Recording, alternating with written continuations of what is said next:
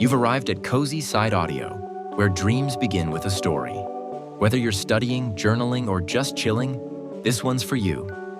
If you vibe with this kind of content, go ahead and like, share, and subscribe for more. CozySideAudio presents Under the Bright Lights, Part 2, Steal Silence, Chapter 1, The Circle Begins Again. The locker room looked different now. The walls had been scrubbed, the smell of summer sweat replaced by the tang of fresh paint and detergent. But what really changed were the faces. 5 of them gone, 5 more photos peeled from the senior wall above the shoe rack. Their names still echoed in conversation. Addie, Jayla, Carmen, Peyton, Sammy. Leaders, legends, ghosts. The next row of names waited beneath, already half filled in by tape and marker. New season, new circle. Coach Langford stood in the center of the room, arms folded, a whistle dangling against his chest like punctuation that hadn't yet been used. His eyes swept over the 25 women in front of him, old, new, nervous, loud, ready. "I don't want to hear the word rebuild again," he said. "We did that last year. This year, we rise." A ripple of energy passed through the group. Talia Brooks leaned forward on the bench, her keeper gloves half pulled on, chin high. "Hell yeah, we do." Laughter broke the tension. Rachel Davis Hitch sat a few seats down, rolling a soccer ball beneath her foot.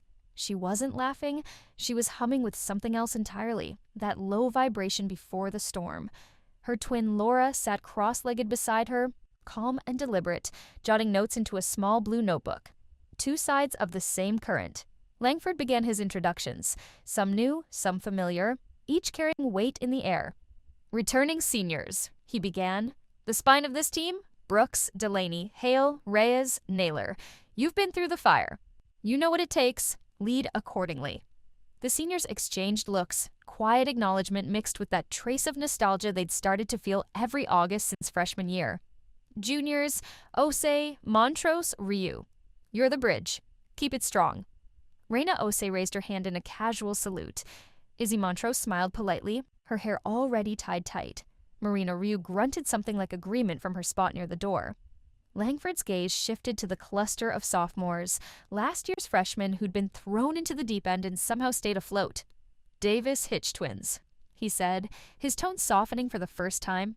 "You two made believers out of a lot of people last season. This time, it's not about surprise. It's about control." Rachel nodded, eyes bright. "Control's overrated," she muttered. Laura sighed. "That's why he's talking to you." Snickers from the bench. Langford didn't hide his grin. "Hani Keller," he continued. "You proved your finishing touch wasn't luck. Ella McKinney, best presser I've seen here in 5 years. Nia Fontaine, stop scaring your teammates in scrimmages. Layla Holmes, keep using that speed, but maybe not into people. Caitlin, Brooke, you keep this room light, that's a job too." And then the spotlight moved to the newcomers. Transfers first, Zoe Rasmussen, number 2, fullback, Oregon. She bites. Zoe grinned, elbows on her knees, short hair still damp from the shower. Only when provoked. A couple laughs, mostly nervous. Camilla Soren, number 10, central mid, Michigan. Calm under chaos. Camilla just nodded once. Composure wasn't a performance for her. It was the air she breathed. Freshman, Langford finished. Juno Park, right wing. Tessa Brooks, goalkeeper. Yeah, Talia's little sister. Don't let her off easy. Madison Ortega, left back. Earn your minutes. Juno gave a tiny bow from her seat, awkward but sweet. She was quiet, eyes down but sharp. Rachel's gaze lingered on her a little longer than she meant to. There's something there, she thought. Langford let the name settle. Then he stepped back, hands behind his back like a soldier at ease. "I'm not going to sugarcoat it," he said. "Last year was a reset. We found who we are, but this year's about remembering what it means to belong. We don't chase anybody anymore. They chase us." Silence followed, heavy, intentional. Mira Delaney, the new captain, finally broke it. "Coach," she said, standing slightly, "what's the goal?" He smiled, slow and sure. "Belief. Every pass, every tackle, every moment. We prove we believe. The rest will follow." They huddled up then, arms around shoulders, a messy ring of fabric and breath and nerves. Talia led the count. 1 circle. Rachel added, no breaks. Laura's voice, low and certain, sealed it. No noise, just work. The clap echoed through the locker room. The field shimmered under late August light, dew still clinging to the grass. Practice began with the rhythm of a drum line, thuds, shouts, boots slicing through air. Rachel tore through a dribbling drill with the same sharp hunger she'd carried all off-season, slicing past cones like they'd insulted her. Across the field, Laura directed a possession sequence, barking orders that Miras and Camilla quietly obeyed. 2 generals, 2 styles. Coach Langford watched them both, arms crossed. Still in silence. He murmured to his assistant, "We've got both." By the end of the session, the team gathered midfield, flushed and panting. The air hummed with something close to excitement but tinged with intent. This wasn't the fragile hope of a program trying to find its footing again. This was the pulse of a team ready to claim it. Rachel stretched her arms, grinning at Honey. "You feel that?" she asked. "Pressure?" Honey teased. "No," Rachel said. "Momentum." Laura glanced over at her twin, recognizing the spark in her tone. Fire again, but maybe this time controlled. She allowed herself a small smile. Tomorrow would bring film, strategy, and nerves for the opener against Tennessee. But for now, under the golden light of an August sunset, UNC looked exactly like what Langford promised. Not rebuilding, rising. Chapter 2. Opening Day. Tennessee, #15. The morning light over Chapel Hill didn't feel like any other Saturday. It felt sharper, the kind that cut through nerves and turned them into fuel. By 9 a.m., Carmichael Field was already stirring. Maintenance crews painted the lines, student volunteers taped sponsor banners to the fences, and a line of fans stretched past the North Gate early arrivals in Carolina blue, waving homemade signs. One read, "Twin engine, full throttle." Another, #7/14 believe. Inside the locker room, it was quieter. The players filtered in one by one, headphones on, rituals in progress. Talia Brooks taped her wrists, humming under her breath. Mira Delaney stood before the whiteboard, eyes flicking over Langford's formation sketch. Raina Osei and Izzy Montrose knelt by the cleat rack, talking softly about matchups and wind direction. Rachel Davis Hitch sat at her locker, earbuds dangling, a soccer ball wedged between her knees. She rolled it back and forth, heel to toe, heel to toe. Her twin, Laura, stood beside her, already in full warm-up kit, lacing her boots with slow precision. "You're doing the thing again," Laura murmured without looking up. "What thing?" "The stare," Laura said. "You're staring at the ball like you're about to interrogate it." Rachel smirked. "Maybe I am. Gotta make sure it knows who's boss." "You say that before every game." "And it keeps working." Before Laura could reply, Coach Langford stepped in. His whistle rested against his chest, unused, same as every time before kickoff. Behind him, the rest of the staff carried clipboards and stacks of lineup sheets. "All right," he began. "Moment of truth. Tennessee's ranked 15th, and they've earned it. They press high, they love early counters, and their keeper can launch a goal kick into orbit. But none of that matters if we dictate tempo." He pointed toward the chalkboard where the 4-2-3-1 was drawn in neat lines of red marker. "Talia, command the box. Don't wait for someone else to talk first. Mira, Laura, control the middle. Rachel, you've got freedom today. Float, drift, find space. Juno?" He looked toward the far bench, where the freshmen sat upright, eyes wide but steady. "You're starting wide right. Play your game, not theirs." Juno Park nodded once, quiet but certain. Langford's voice softened. "Listen, we've worked for this moment for months. This is the first real chapter of who we're becoming. Don't overthink it. Play connected, play brave, play Carolina." A long pause. Then he smiled, that half grin that carried both belief and warning. "And remember, today's the day people stop calling us the comeback story." The players rose. The sound of benches scraping concrete filled the air. Talia clapped her gloves together. "Let's go hunting." Pre-game walkout. The tunnel buzzed with noise. Outside, the stands were full students, alumni, parents, and the familiar hum of school bands mixing into the roar. The PA announcer's voice rolled through the air like a storm front. "And now your University of North Carolina Tar Heels." Each name drew cheers. Number 1, goalkeeper Talia Brooks. Number 8, captain Mira Delaney. Number 7, attacking midfielder Rachel Davis Hitch. Number 14, defensive midfielder Laura Davis Hitch. The twins jogged out side by side, sunlight flashing off the silver trim of their jerseys. Rachel's pulse raced not from nerves, but from hunger. Laura stayed measured, her focus narrowed to angles, patterns, possibilities. From the far tunnel, Tennessee emerged in orange and white, their captain smirking as she jogged past. The teams met at midfield for the handshake line, tension simmering beneath politeness. Rachel caught the captain's eye. The girl was taller, older, confident. "Nice crowd," the Tennessee player said. Rachel smiled. "They came to see us win." Laura nudged her under her breath. "Not yet, Rach." "Always." First half. The whistle blew, and Carmichael Field came alive. UNC kicked off, the ball zipping through feet like an electric current, Laura to Mira, Mira to Izzy, Izzy up the line to Rachel. Tennessee pressed hard, their shape tight, forcing Rachel backward. For the first 10 minutes, it was chess. Laura orchestrated the rhythm, her every touch a metronome. Mira barked orders, demanding quicker transitions. Juno, quiet but sharp, held her position wide, testing her fullback with faint feints and quick cuts. Then, in the 14th minute, the moment came. Rachel slipped into space between midfield lines, drawing 2 defenders. "Now!" she shouted. Laura saw it instantly, a diagonal through ball, slicing Tennessee's press. Juno burst down the flank, catching it mid-stride. She didn't hesitate. One touch, then a driven cross toward the 6-yard box. Honey Keller met it first time side foot. Perfect connection. Goal. The stadium exploded. Juno froze for half a second, almost disbelieving.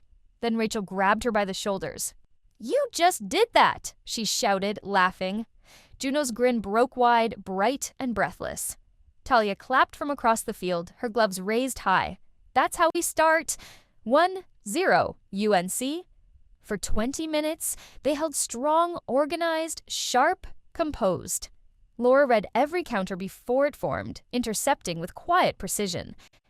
Mira roamed forward like a conductor commanding a storm.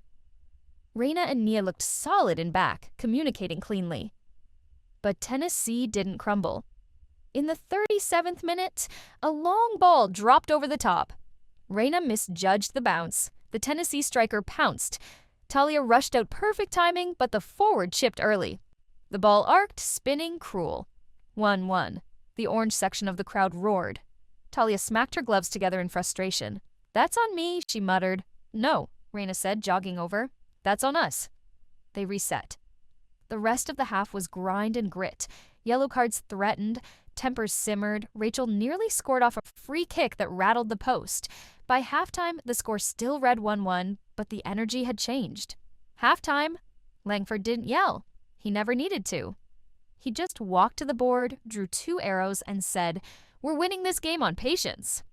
He looked straight at Rachel. "You're seeing too much orange. Simplify." Rachel's jaw tightened. "I can break them." "Then do it the right way," he said. "Not with ego, with purpose." Laura's voice broke the quiet. "We can overload right again. Juno's killing her matchup." Langford nodded. "Good. Mira, slide wider in support. Rachel, trust your timing. When it comes, take it." They walked out again into the afternoon heat, cleats clicking against concrete, hearts synchronized in that strange prelude to something about to break. Second half. The second half was chaos restrained. Tennessee came up pressing high, trying to rattle UNC's back line. Laura dropped deeper to help circulation, her calm radiating outward. Juno began to find pockets again, darting between defenders like smoke. In the 68th minute, UNC nearly broke through Rachel's curling cross, met Kenzie Hale's header only for it to be cleared off the line. The crowd groaned. Langford subbed in fresh legs, Layla Holmes for Hale, Marina Ryu to shield midfield. The clock ticked past 80 minutes, still tied. Rachel's breathing grew heavier, her frustration sharpening into determination. She looked across the field at Laura, who raised one hand, the silent sign they'd used since childhood. Wait for the space. It's coming. Stoppage time. 90 minutes, 1-1. The 4th official raised the board, +3. Rachel's chest burned, but her eyes burned hotter. A Tennessee defender misplayed a clearance. Mira intercepted, fed Laura at the center circle. One touch to steady. Then Laura's head lifted and she saw it. Rachel cutting diagonally behind two defenders. Laura's pass hit like a bullet threaded through grass, weighted perfectly. Rachel met it in stride, one glance up, and instead of shooting, she waited that half-second longer, drawing the keeper out. Then, with a flick of her left foot, she slipped it sideways into open space. Hani Keller appeared like a shadow arriving home. Tap in. Goal 2-1. The stadium detonated. Rachel threw her arms wide, sprinting toward the corner flag. The roar was deafening, the kind that lives in bones. Juno was first to reach her, then Laura, who simply wrapped an arm around her sister's shoulder, no words, just the weight of belief. From the goal mouth, Talia pumped both fists into the air, shouting something unintelligible but unmistakably triumphant. When the final whistle blew moments later, UNC's bench emptied onto the field. Post-game, reporters crowded the touchline. The student section chanted until their voices cracked. Langford shook hands with the Tennessee coach, a quiet nod passing between them. Rachel stood near midfield, still catching her breath, sweat shining on her face. A microphone appeared in front of her. "Rachel," a reporter said, "incredible finish. What does this win mean for you and this program?" Rachel smiled, that half grin that could cut or charm, depending on how you caught it. "It means," she said, "we're not the underdogs anymore." The crowd erupted again. Later that night, that quote would go viral, replayed on sports highlights, clipped on social feeds, dissected on message boards. Some called it confidence. Others called it arrogance. Laura just called it Rachel being Rachel. Nightfall. After the stadium lights dimmed and the noise faded, the twins sat alone at midfield, the grass cool beneath them. The scoreboard still glowed faintly in the dark. UNC 2, Tennessee 1. Rachel leaned back on her hands, eyes closed. "You ever think about how fast it all goes?" Laura tilted up her head. "You mean games?" "Everything," she exhaled.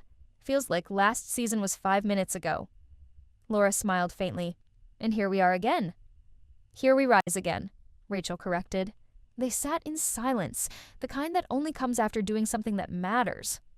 Up in the press box, the maintenance crew switched off the last set of floodlights. The field went dark except for the faintest reflection of silver numbers on blue jerseys, side by side, #7 and #14. Two sparks in the dark. Steel and silence, beginning to burn. Chapter 3, Road Reckoning. The charter bus hummed like a tired beast as it cut through the Virginia countryside, the late summer lights spilling over hills that looked almost too calm to be real. Inside, the air was a cocktail of coffee, headphones, and quiet nerves. Rachel Davis Hitch leaned her head against the window, watching the reflection of her twin sister's notebook.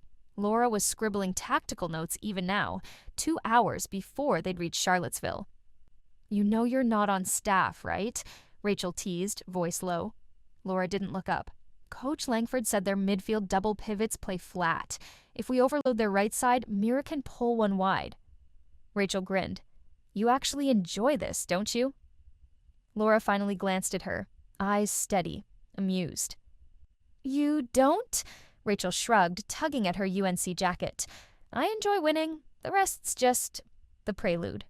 From across the aisle, Hani Keller gave a soft laugh, barely audible over the buzz of the bus. "You two sound like a Netflix show about soccer prodigies."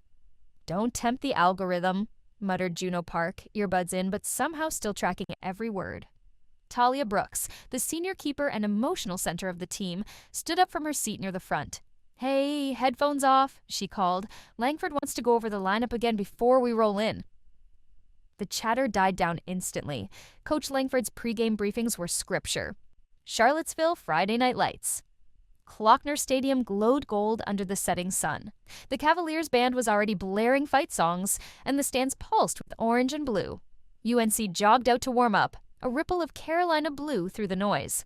Langford's lineup board read, starting Puffin, GK Talia Brooks, LB Izzy Montrose, CB Reina Osei, CB Nia Fontaine, RB Gwen Naylor, DM Laura Davis Hitch, CM Mira Delaney, AM Rachel Davis Hitch, LW Juno Park, RW Kenzie Hale, ST Honey Keller, bench, Ryu, Voigt. Gone now. Scratch that.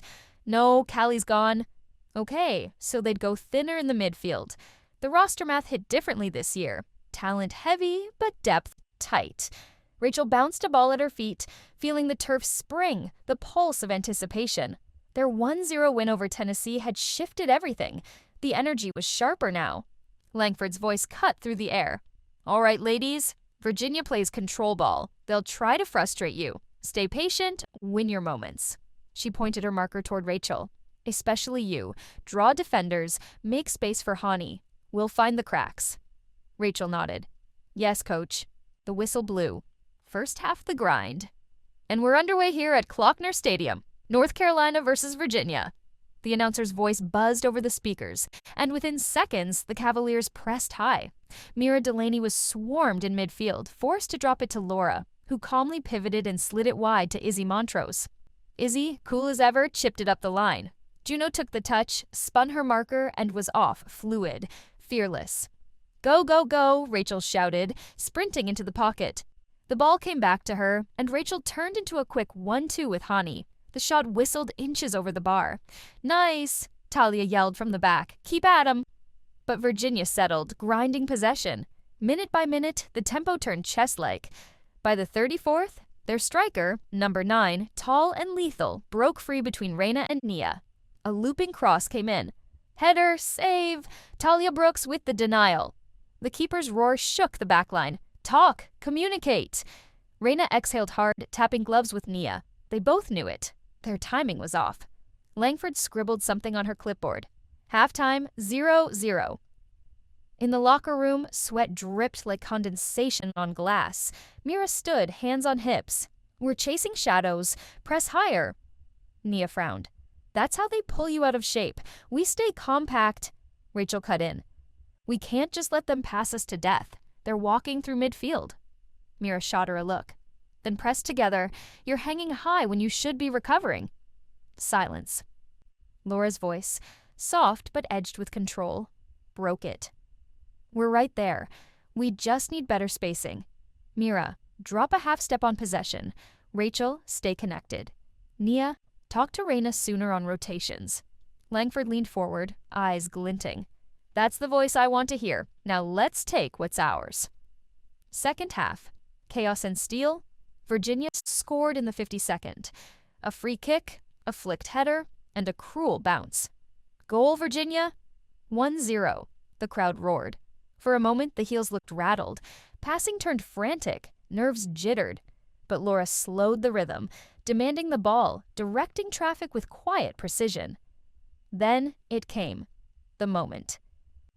Minute 78. Rachel intercepted a lazy pass near midfield. Her first touch was molten steel, straight through the heart of the Cavaliers' defense. Hani, run! She shouted. The through ball carved the back line in half. Hani Keller darted between defenders, one-on-one with the keeper. Slot, finish, equalizer. Goal! North Carolina ties it late. Bench explodes. Rachel pumps her fist. 1-1. That's how it ended. Scrappy, bruised, exhausted. Post-game. Rachel's legs ached. On the walk to the bus, Mira brushed past her, not unkindly, but sharp. Next time, press as a team. Rachel turned. Maybe next time, talk instead of shouting. Laura stepped between them. Hey, not here. Langford's voice floated from ahead. Champions argue for the right reasons, ladies. Find yours. The bus door hissed open. 3 days later. Louisville, red turf, humid air, a long way from home. Louisville was physical from the first whistle. Hard tackles, no rhythm.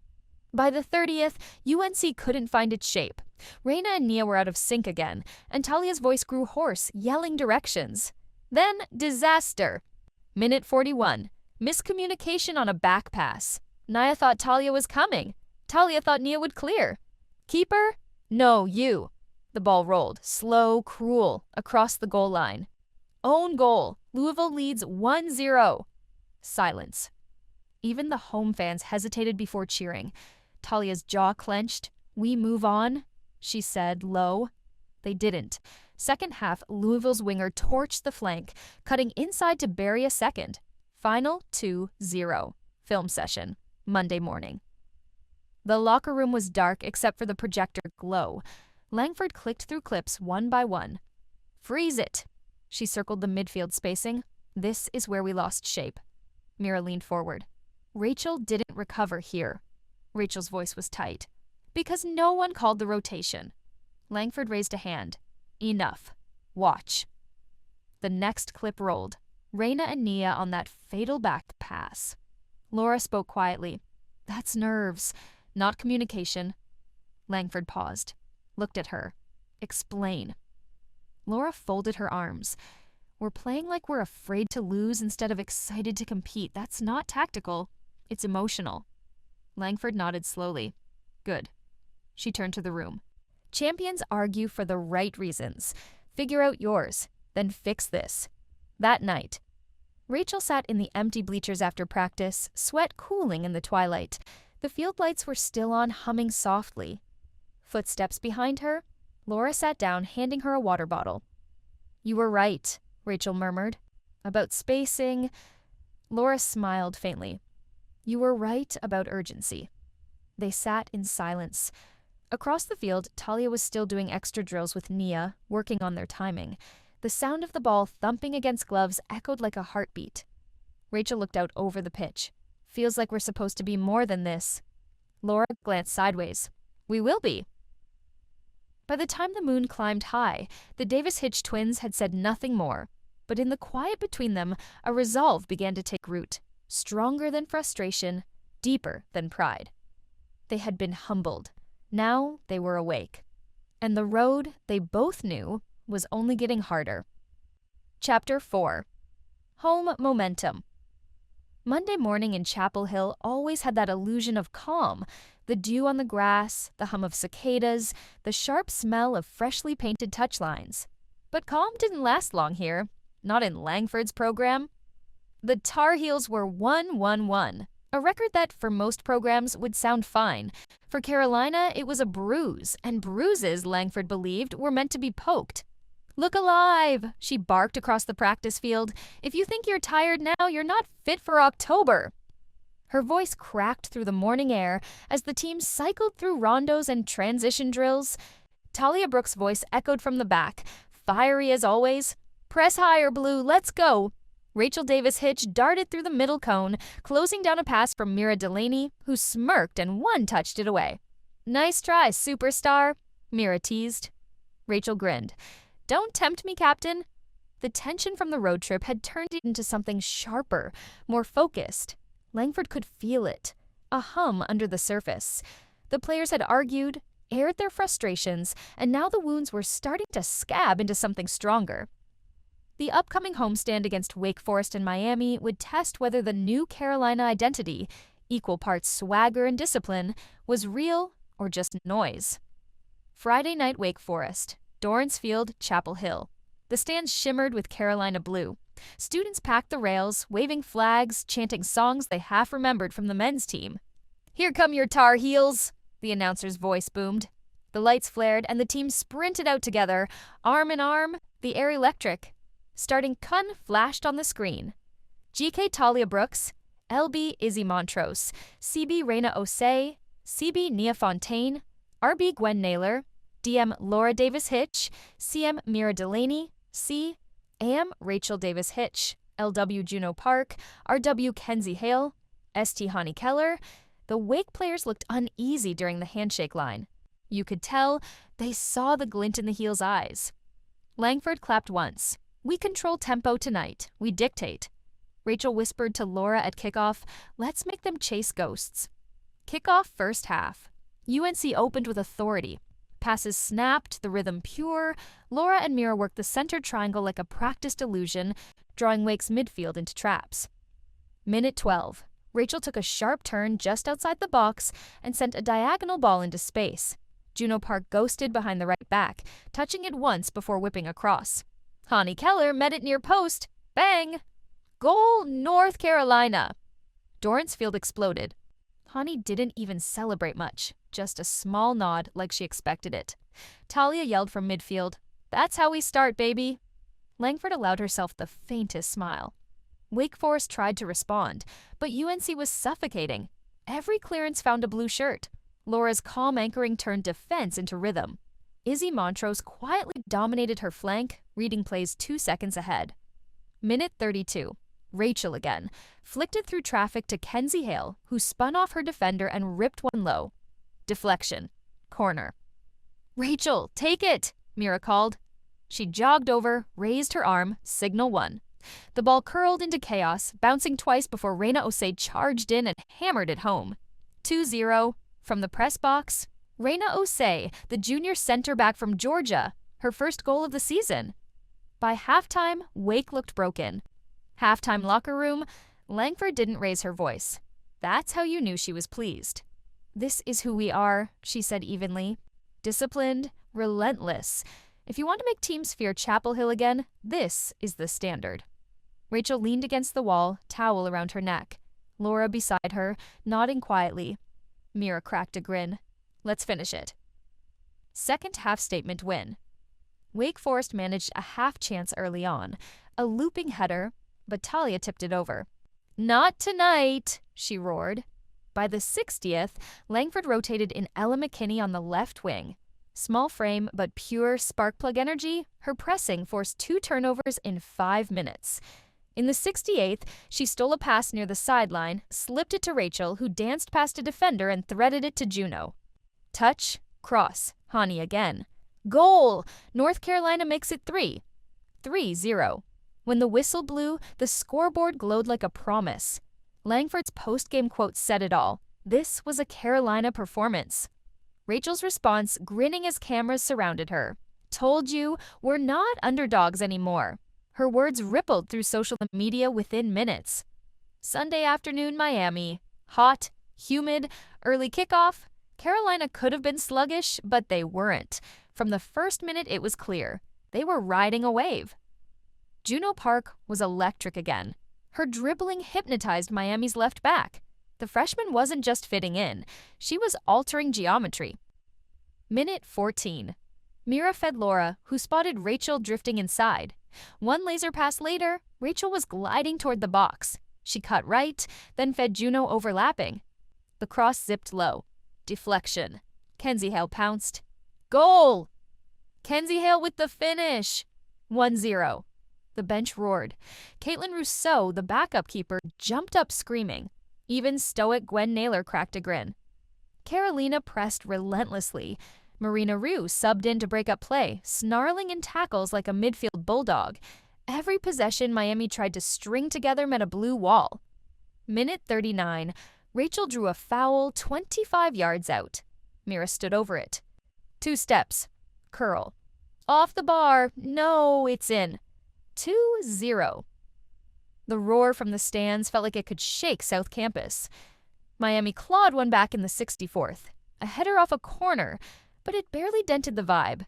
Rachel answered in the 77th, splitting 2 defenders and sliding a pass to Juno, who slotted it near post. 3-1.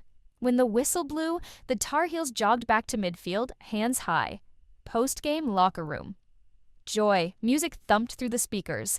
Kenzie's playlist naturally. The air was sweat and laughter. Talia, sitting on a training table, pointed at Juno. 3 assists in 2 games. Rookie of the Year campaign already. Juno ducked up her head shyly. Just trying to do my job. Rachel clapped her on the shoulder. You're doing our job better than most of us. Langford stepped in, arms crossed but smiling. Enjoy it. You earned it. But remember, momentum dies when discipline does. The room quieted just enough for that line to sink in. Mira nodded. We keep this level, coach? Promise. Langford gave a curt nod. Good. Because Clemson's next. The word hung in the air. Clemson. Top 10, fast, physical. Everything Carolina used to dread. But this time, no one looked nervous. Rachel twirled her towel and set it for everyone. Bring it. Later, that night. The campus was quiet, the glow of Dorrance Field still fading behind them. Rachel and Laura walked side by side toward the dorms. You notice how everyone moves now? Laura said softly, like we finally trust each other. Rachel smirked. Or maybe we just got sick of losing. Laura looked at her, eyes steady. Maybe both. Across the field, Talia was doing one last set of goal kicks under the floodlights. Mira and Gwen were jogging laps, laughing about something only veterans understood. The hum of the night was victory's aftermath. Soft, alive, dangerous in its comfort. Rachel looked out across the field one more time before heading in.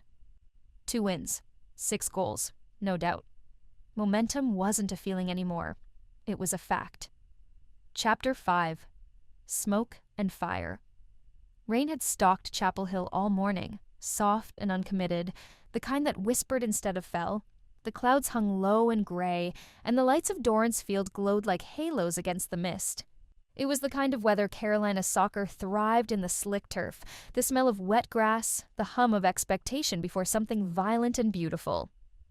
Clemson was ranked #9 in the nation. They had speed, swagger, and the country's leading scorer, a striker named Caddy Voss, who'd grown up in Cary and had chosen orange over blue. Tar Heel fans hadn't forgotten that. Neither had Rachel. By the time the teams took the field, the stands were heaving. Ponchos and umbrellas blurred into streaks of Carolina blue. The student section had already started a chant that could be heard all the way to Franklin Street. "Let's go Heels! Let's go Heels!" The players gathered in the huddle. Talia Brooks had mud already smeared across her gloves. Mira Delaney, ever the captain, drew everyone in closer. "Listen up," she said.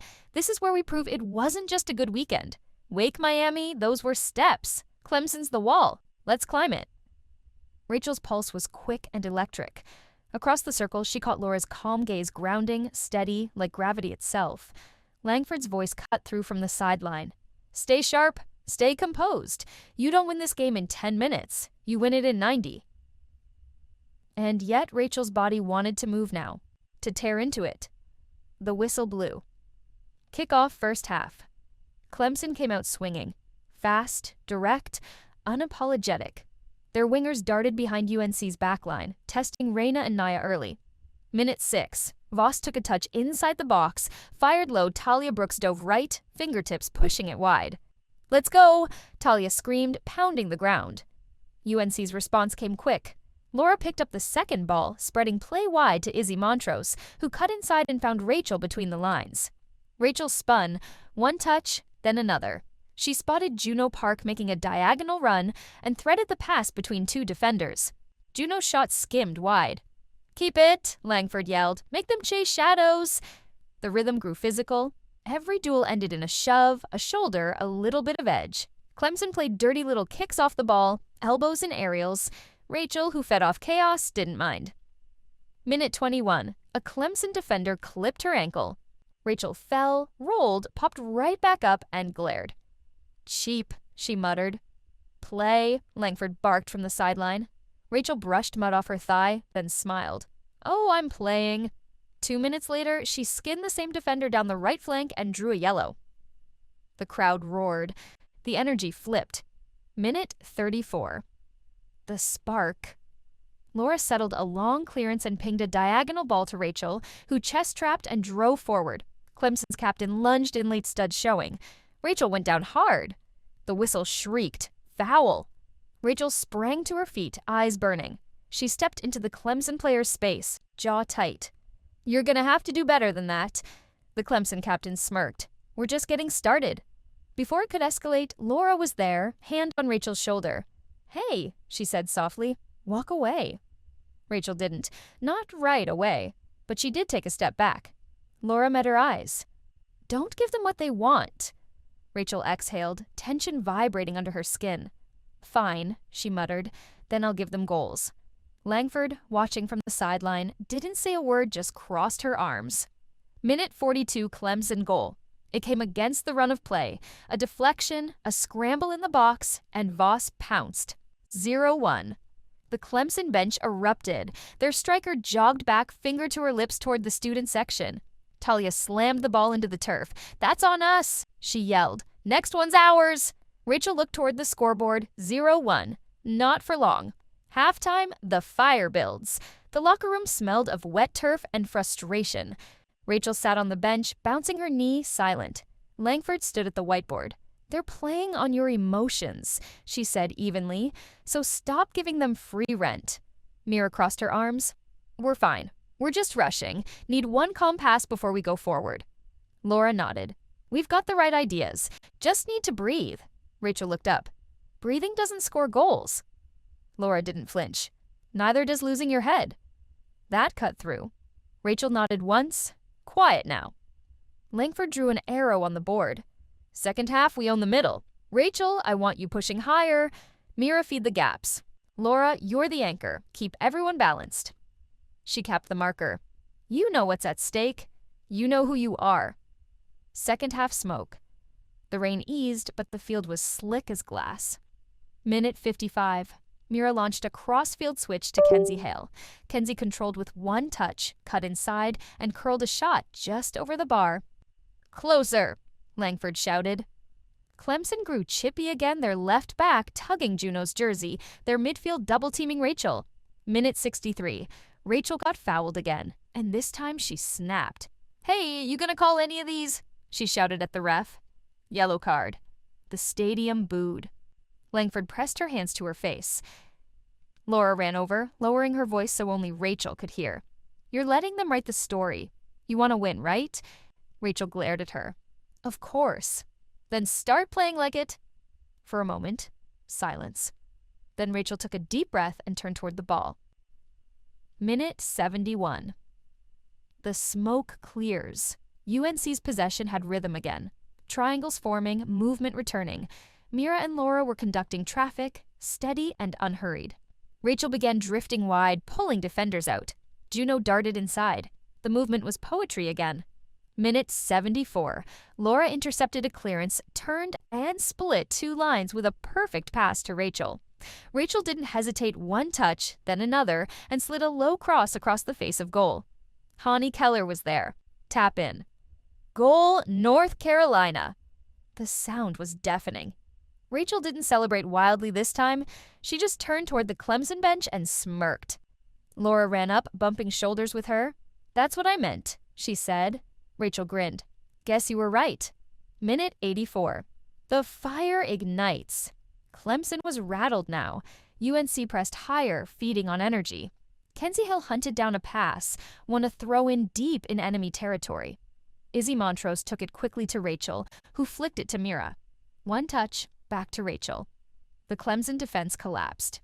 Rachel saw Laura charging through the seam, unexpected, rare. She laid it off perfectly. Laura didn't blast it. She placed it bottom corner. Goal! 2-1. For the first time all season, Laura celebrated both fists clenched, head tilted toward the sky. The bench erupted. Langford didn't smile, but she didn't have to. Her eyes said everything. That's Carolina football. Final minutes, holding the flame. Clemson threw everything forward.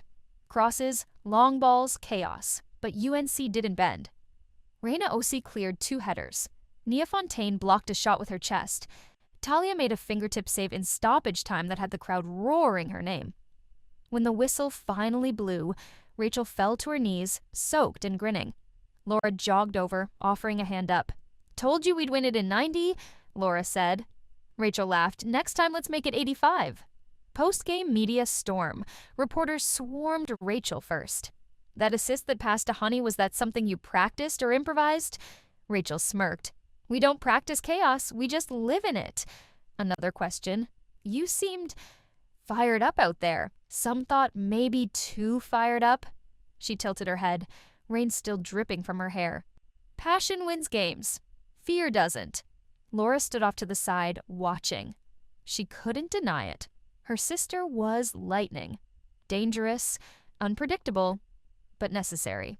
Later, when the cameras were gone and the crowd had filtered out, they walked across the soaked turf together. You know, Laura said, you don't have to fight the world every time you step on the field. Rachel smiled softly. Maybe not, but I think the world plays better when I do. Laura shook her head, but her lips curved upward. Just keep the fire where it belongs. Rachel kicked at the wet grass. Deal. Later, that night, Dorrance Field, empty. Langford stood under the awning, watching the rain return. Jessie Monroe leaned beside her, holding the stat sheet. 84% pass completion, 18 shots, 2 goals. And they did it by settling down. Langford nodded. They finally understood that fire and control aren't opposites. Especially those two, Jessie said, meaning the twins. Langford's eyes lingered on the far touchline, where Rachel had made that perfect pass. They're learning. Not fast enough for my heart rate, but they're learning. Team group chat midnight. Kenzie. Y'all see Sportsnet call Rachel the lightning rod of Chapel Hill? Rachel. Lightning wins games. Mira. Lightning also causes fires. Talia. You two are banned from metaphors. Go to bed. Laura. Just don't burn the field before Friday.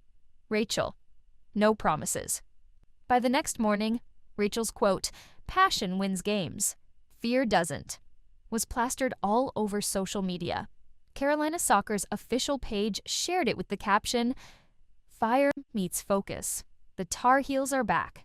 And for the first time in a long while, it didn't feel like hype. It felt like truth. Chapter 6, Rivalry Week. Duke. It started on a Sunday morning, quiet and deceptive like all storms do. By noon, the group chat had erupted. Kenzie, Rivalry Week, baby! Talia, already? Felt like we just beat Clemson. Rachel, 1 week's enough rest. I'm ready to burn Durham down.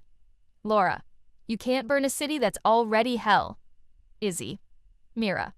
Focus. They've only conceded 2 goals all season. The Duke match wasn't just a game. It was the game. Every Tar Heel grew up with it seared into their bones, the kind of rivalry that split families, defined legacies, and decided whether your name got whispered or shouted in the state of North Carolina. The stand sold out in 40 minutes. ESPN had requested exclusive broadcast rights. The athletic department was installing temporary bleachers. And Langford? She didn't smile once all week. Monday, film room.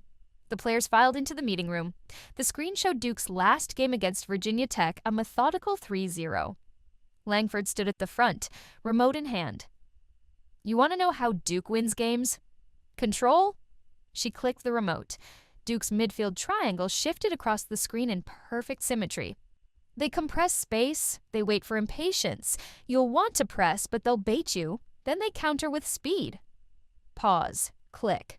Number 7, Jordan Keller, their striker. She's dangerous off the shoulder. Don't ball watch. Rachel leaned forward in her chair, elbows on her knees. So we suffocate them first? Langford turned slowly. You outthink them first. Then you suffocate them. A murmur of laughter rippled through the room. Langford's lips almost twitched. Practice in 10. Bring your brains. Tuesday. Training. The wind was sharp, the sky impossibly blue, the kind of Carolina day you'd remember for years. They ran shadow drills, tactical shapes, transition sequences. Rachel was everywhere pressing high, darting between lines, barking instructions. Laura stayed calm at the pivot, dictating tempo, forcing rhythm back into order every time the scrimmage turned frantic. Langford stopped play halfway through. Pause. She pointed. Rachel, you're chasing shadows again. Rachel scowled. I'm closing the gap. You're opening space behind you, Langford countered. Duke will live there. Laura jogged over, wiping sweat from her face. Switch roles for a minute. What? Let me press. You hold. Rachel looked skeptical, but Langford nodded. Do it. They restarted. Laura pushed up, Rachel dropped back, and suddenly the shape clicked. Rachel saw angles she hadn't before. Laura forced turnovers high, while Rachel's deeper positioning cut off Duke's imaginary lanes. When the whistle blew, Langford said simply, now that is a team that can beat Duke. Wednesday night practice. The lights glared across Dorrance Field, illuminating streaks of rain like silver thread. The staff wanted to simulate Friday's forecast: wet turf, cold air, late kickoff. Langford had them scrimmage in near darkness, rain pelting their faces. Rachel slipped twice, swore both times. Laura somehow never lost her balance. You ever fall? Rachel asked as they jogged to the line. Laura smirked. Only when you're not looking. By the end, their lungs burned, but the rhythm was there. Passes snapped, communication hummed. Even in the storm, it looked like music. Langford blew the final whistle.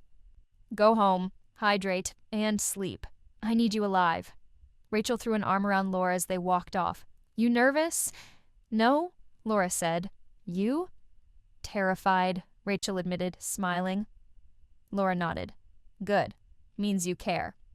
Thursday, press day. They'd split interviews by personality. Rachel, Laura, and Talia handled the main room. The questions were predictable rivalry hype, tactical rumors, social media buzz. A reporter leaned forward. Rachel, Duke's coach called you the most volatile player in the ACC. Thoughts? Rachel didn't blink. Lightning's volatile too? Doesn't stop it from winning storms. The room laughed, cameras flashing. Laura shot her a look. Translation, we respect every opponent, but we fear none. Langford at the back of the room said nothing, but later, when Rachel walked past, she murmured, Try not to start an actual storm. No promises, coach. Friday.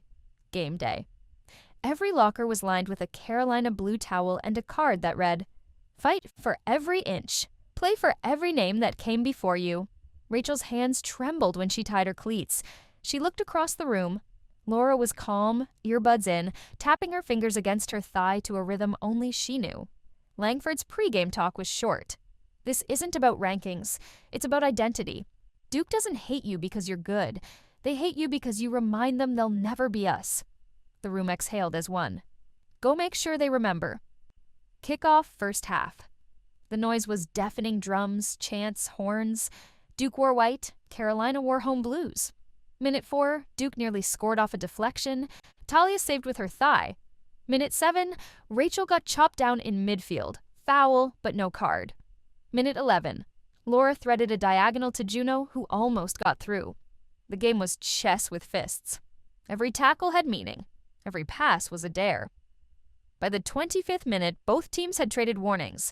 The ref's whistle was constant. Rachel, breathing hard, turned to Laura. They're scared. Laura's eyes tracked the movement. They should be. Minute 33.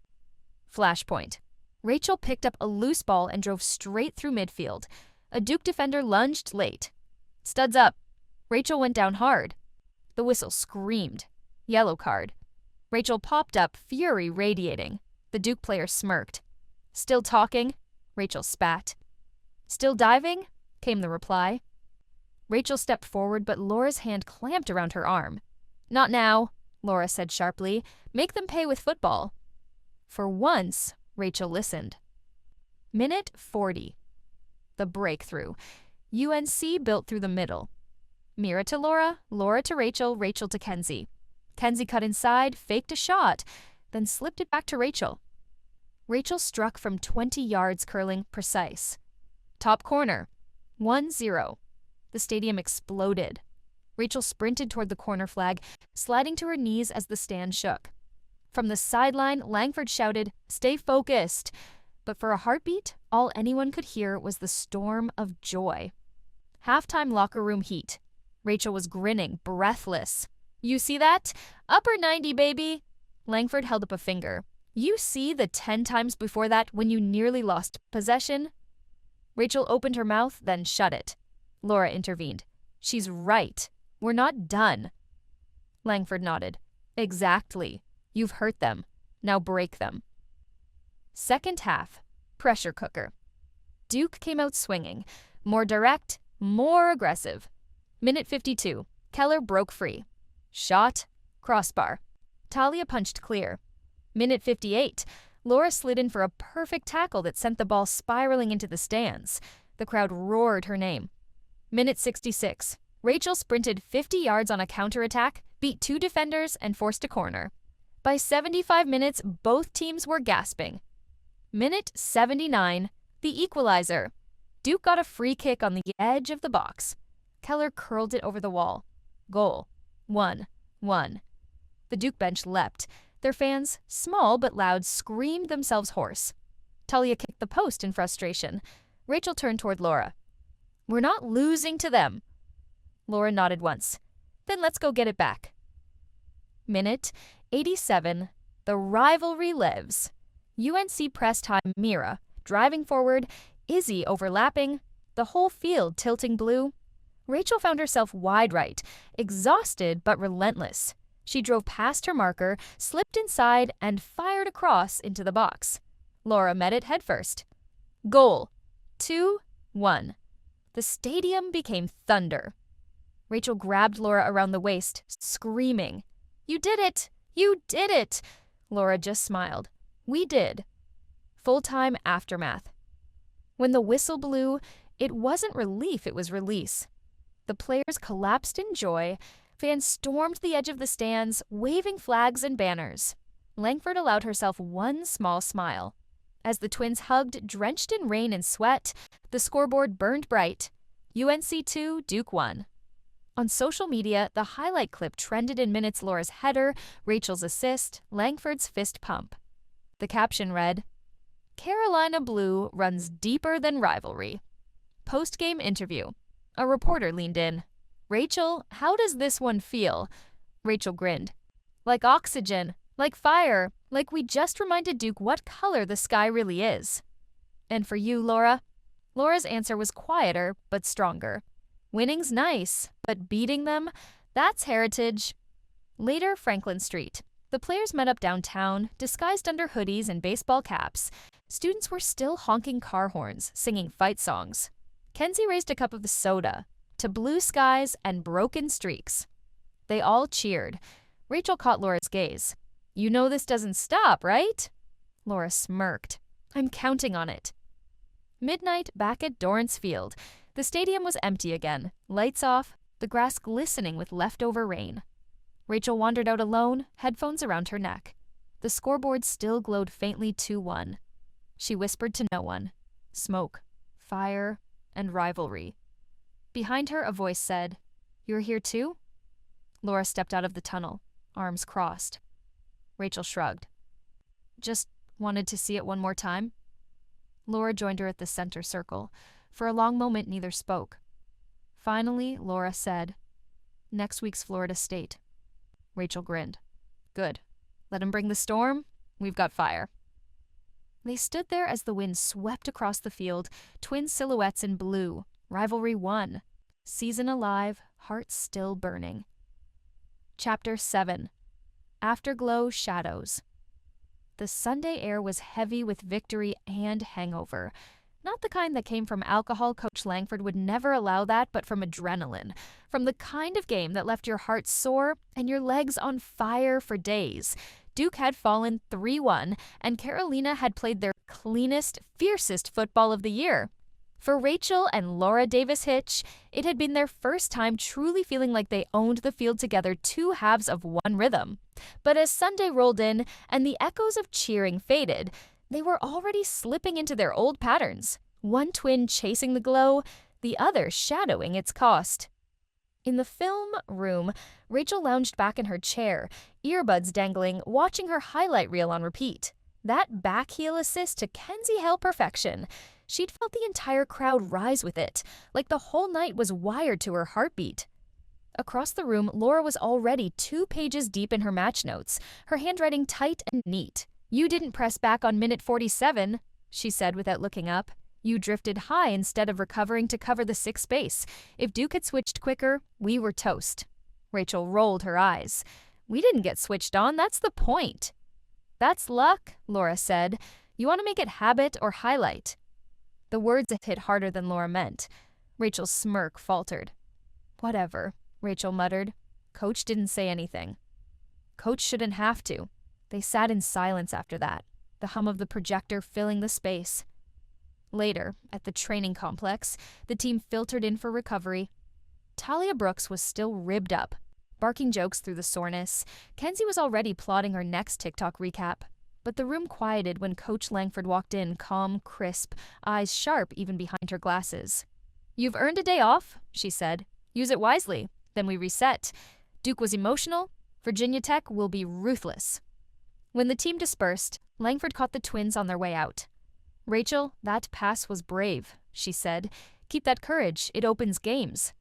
Then, turning to Laura, "And you. Good work keeping our shape. Mira said she'd trust your calls more every week. Don't let that slip." Rachel smiled. Laura nodded. But as they walked down the hall, it was Rachel who broke the silence first. "She called you steady. She called me brave. You think that's code for you're reliable and I'm reckless? Laura hesitated.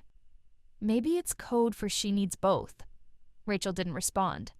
That night in their dorm, the afterglow and the shadows finally met. Rachel sprawled across her bed, phone screen lighting her face. Her social feed was full clips, fan edits, articles. Davis Hitch dazzles in Duke Derby. Laura sat across the room, laptop open to game data. The contrast was almost cinematic, one twin basking, the other calculating. You ever think, Laura said quietly, that maybe the way we balance is also what keeps us apart? Rachel looked up. What do you mean? You live off the crowd, Laura said. I live off control. We're the same, but opposite. And the field only feels big enough for one at a time. Rachel frowned. That's not fair. It's not supposed to be. There was a long silence. Then Rachel said softly, We made Duke look stupid. That has to count for something. It does, Laura said, eyes still on her screen. But the season doesn't care. Next week, it's 0 again. Monday morning came cold and gray, the mood shifting like the weather. The team jogged through a light region session, music low, chatter quieter than usual. Mira Delaney ran with Laura, her captain's eye picking up the tension. You good? She asked. Yeah, Laura said. Just thinking. Mira nodded. Don't overdo it. You and Rachel are why our midfield breathes. You can't overthink oxygen. Across the pitch, Rachel was running small-sided drills with Juno Park and Kenzie Hale. Every touch looked sharper, like she was playing to prove something to Coach, to Laura, maybe to herself.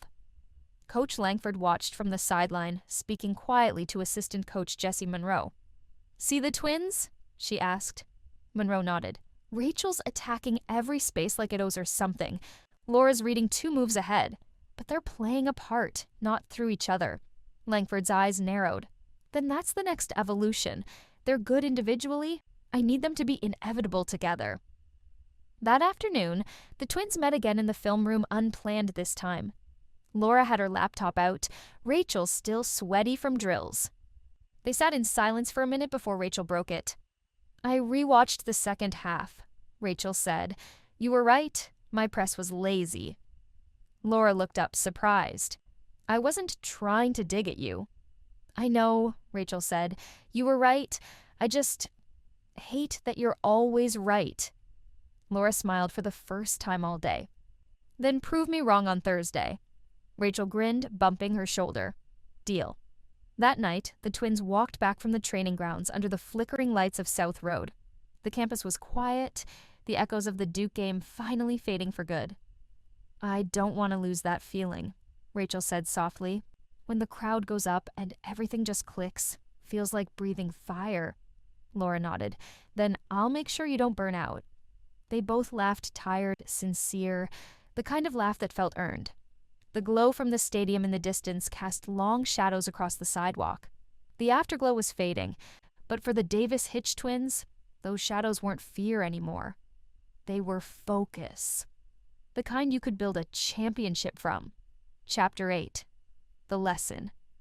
The night before the pit match, the air in Chapel Hill felt colder than it should have in October. Not the chill of weather, but of quiet consequence, the kind that seeps into locker rooms and lingers in pauses.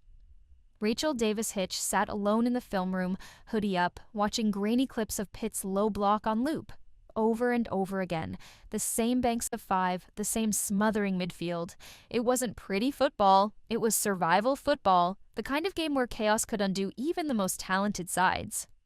The kind of game where she should have been out there. Instead, her name was circled on the whiteboard in red ink, not in the starting Chief 1, not even listed under second half rotation. She was benched, fully, match day, Friday night, Dorrance Field. The lights hummed over a tense Carolina warm-up. Pitt's team older, bruising, pragmatic, moved like a unit of defenders trained to ruin good football. Laura captained for the first time. Her armband looked too large, but her presence filled it quickly.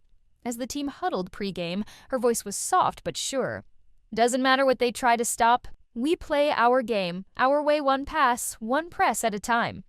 Coach Langford's voice followed, cutting through the mist. This isn't a show, this is a test. Win the ugly ones, that's what real teams do. Rachel stood a few feet back, tracksuit zipped, arms crossed, watching, waiting. Kickoff. From the first whistle, it was trench warfare. "Pitt in that low 5-4-1 again?" said the ESPN announcer, his voice carrying through the stands. "They're compact, physical, and happy to sit deep. Let's see how UNC responds without Rachel Davis-Hitch in the lineup tonight." Talia Brooks was the loudest voice on the pitch, commanding her backline. "Peek. Step, step, shift right, Gwen, hold." Laura was the second. "Turn, play through me." Mira, check left. It wasn't beautiful, but it was steady. Every time Pitt tried to spring a counter, Laura read it early, broke the line, reset the rhythm. The first half crawled to 0-0, the crowd restless. Rachel could hear the murmurs from behind her seat on the bench. "Where's Davis-Hitch? Why's she not out there?" Coach Langford stood motionless, arms folded. Her eyes never left the field. 55th minute. UNC finally broke through, not through brilliance, but persistence. Kenzie Hale sprinted into the corner, won a scrappy duel, and fed a looping cross that pinballed through 3 defenders before Honey Keller toe-poked it home. "Goal! North Carolina breaks the deadlock," the announcer shouted. "Honey Keller, right place, right time, and you can credit Laura Davis-Hitch for that buildup. She kept that entire sequence alive." On the sideline, Rachel leapt up instinctively at cheering, clapping before realizing how out of place it looked. She sank back into her seat, heart racing with pride and envy. Laura, meanwhile, didn't celebrate much, just pointed to her teammates, clapped twice, and reset for kickoff. Stillness. Always stillness. The final whistle blew at 1-0. Not pretty, not poetic, but real. UNC had ground out a win without flair, without Rachel's electricity of victory born from grit and structure. Langford met the team at midfield, nodding once. "That's a grown-up win," she said. "Not our best, but our truest." Her gaze lingered on Rachel for a moment. No words, just a look that said, "Learn this." Post-game locker room. The atmosphere wasn't euphoric like after Duke. It was tired, proud, quietly satisfied. Mud-stained socks, heavy breaths, no shouting. Laura sat in front of her locker, hair damp, voice low. "We stayed patient," she said to Mira. "Didn't chase what wasn't there." Mira smiled. "Captain stuff right there." Across the room, Rachel listened. For once, she didn't feel the need to correct, to comment, to insert herself into the narrative. Instead, she saw it the way leadership didn't have to be loud. It could be calm, grounded. When Laura finally looked up, Rachel met her eyes. No resentment, just respect. That night, the dorm room was quiet. Laura was half asleep, a textbook open on her lap. Rachel sat by the window, phone dark, knees tucked to her chest. The silence between them wasn't sharp anymore. It was thoughtful. "You were good today," Rachel said softly. Laura blinked awake. "Thanks. You made it look easy." "It wasn't," Laura said, "but I think that's the point." Rachel smiled faintly. "I hated watching, but I think I needed to." Laura nodded, eyes closing again. "You'll see it better now? From the field." Rachel's smile grew. "Next game." "Next game," Laura murmured, already drifting to sleep. Rachel turned back to the window. The stadium lights in the distance were fading, but in her chest, something steadier had replaced the flame. It wasn't glory, it was growth. And for the first time all season, Rachel Davis-Hitch understood what leadership looked like when you weren't the one being cheered for. Chapter 9. Return of the Spark. The morning of the Notre Dame match began with a whisper not from Coach Langford, not from the press, but from inside the locker room itself. "Davis-Hitch is back." The words spread like static before warm-up. It wasn't a chant, not yet, but it was a charge one the whole squad felt as Rachel laced her boots again for the first time in 2 weeks. Laura was already dressed, armband set, her hair pulled tight. She didn't say anything at first, just offered a small nod across the locker room. It was the kind of quiet communication they'd grown up with, the kind that said, "Let's get back to work."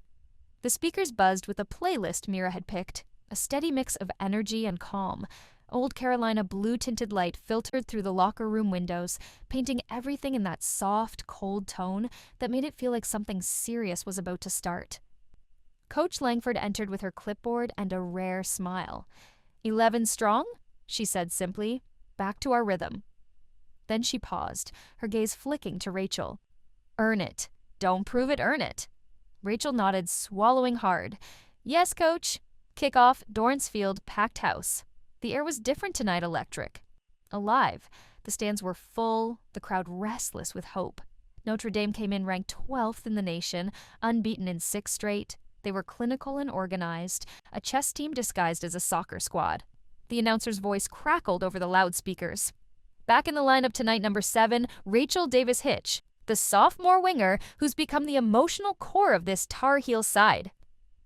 Cheers erupted. A sea of Carolina blue rose from the bleachers. Rachel stood in the center circle beside Hani Keller and Mira Delaney, bouncing on her toes, adrenaline pulsing through her hands. She felt the familiar hum again. Not arrogance, not chaos, something cleaner. Controlled heat.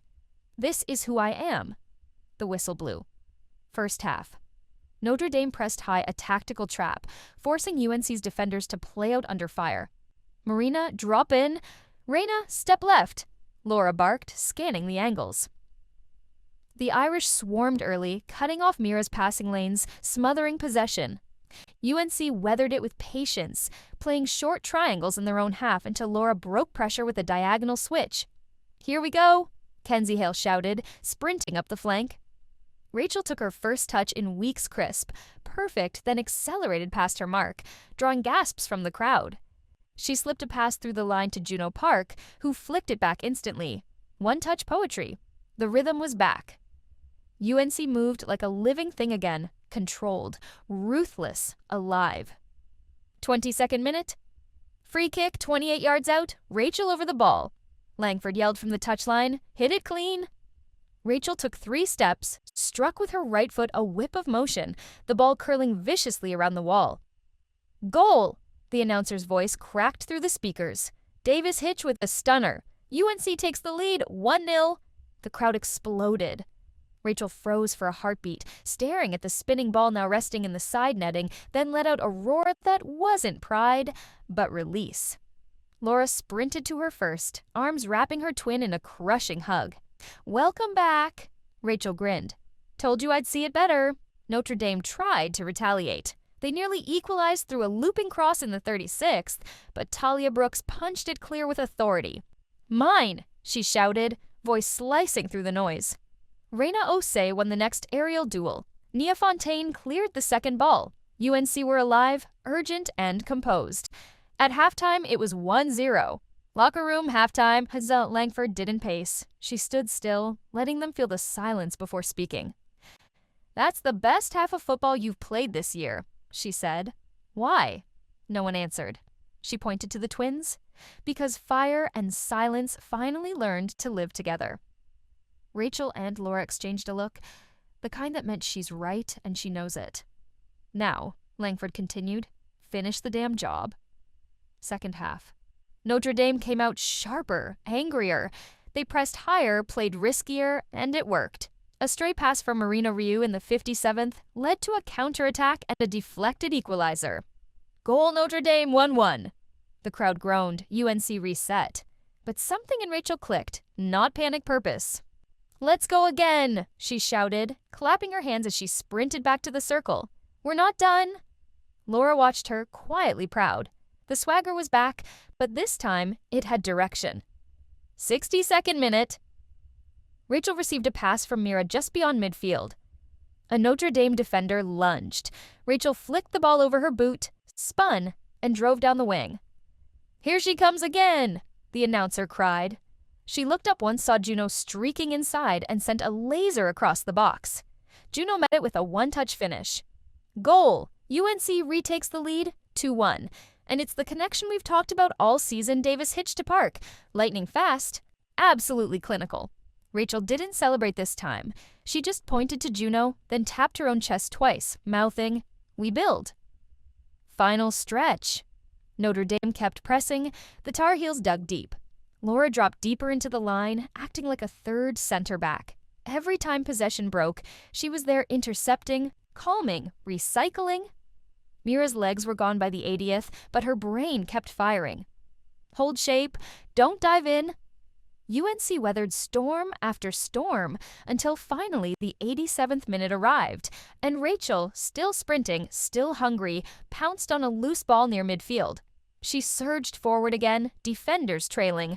Instead of forcing a shot, she slid the ball perfectly between two lines.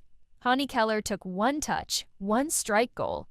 3-1, Davis Hitch again with the vision. That's her second assist of the night. The stadium erupted. Rachel didn't scream this time. She just smiled, turned to Laura, and raised her fist. Laura jogged up, chest heaving, and bumped her shoulder softly. "That's leadership," she said.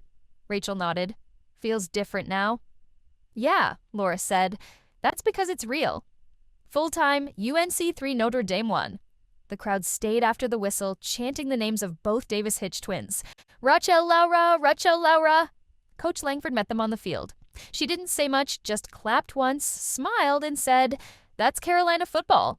Reporters crowded around after, microphones flashing.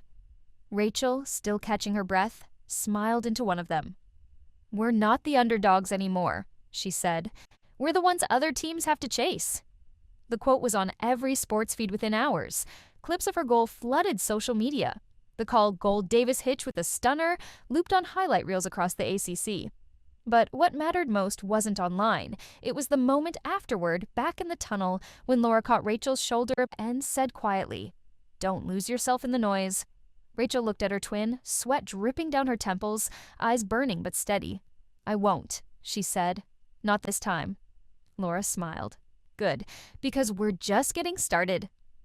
That night, the twins walked out of the stadium together. No media, no spotlight, just the echo of cleats on pavement and the hum of cooling lights. Behind them, Dorransfield slept in silence. Ahead of them, the season burned bright again, a flame now tempered, refined, and shared. And though neither of them said it aloud, both knew it deep down.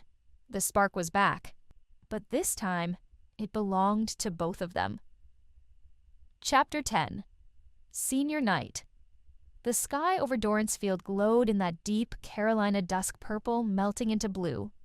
The stadium lights humming softly before flickering to full brightness. The chill in the October air wasn't just the weather, it was memory. Tonight wasn't about tactics. It wasn't about rankings or playoff seeding. It was senior night.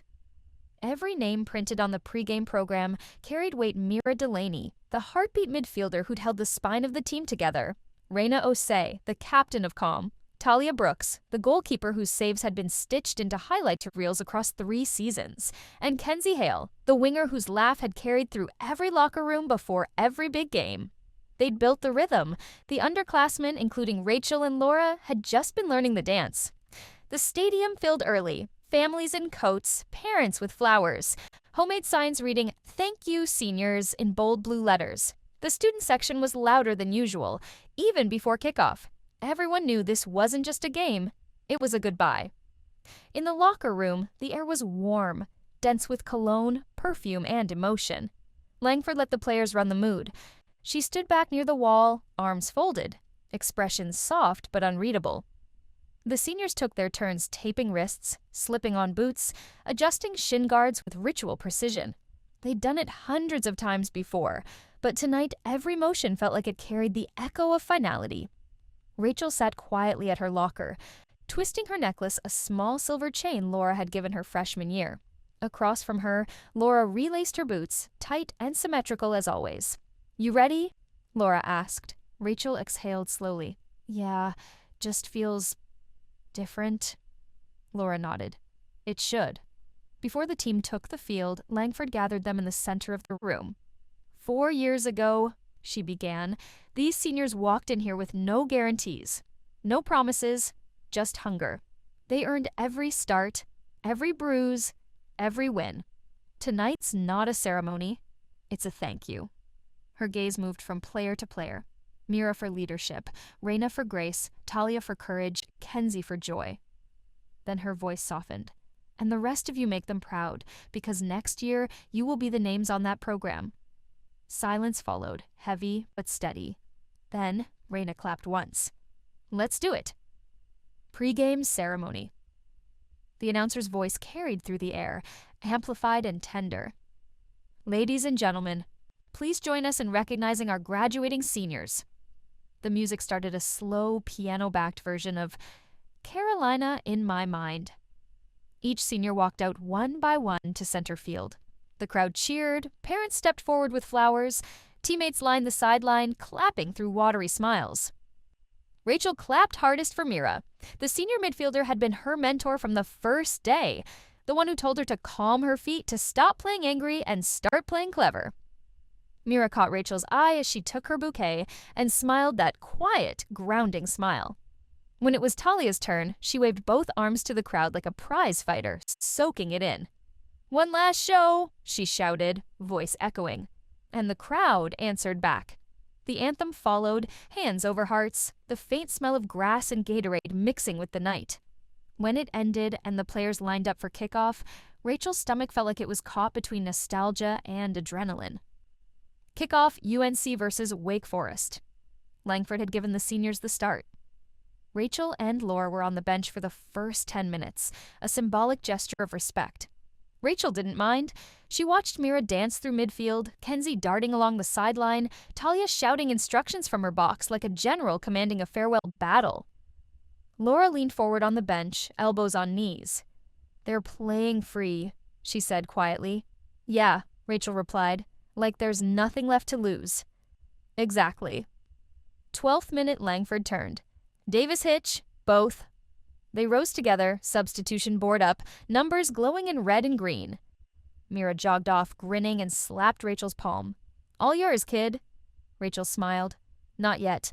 Still yours tonight." Then she sprinted onto the field. The rhythm shifted instantly. Rachel's energy injected a pulse. Laura's calm anchored it. UNC began pressing harder, faster, crisper. The spark they'd found last game hadn't faded, it had evolved.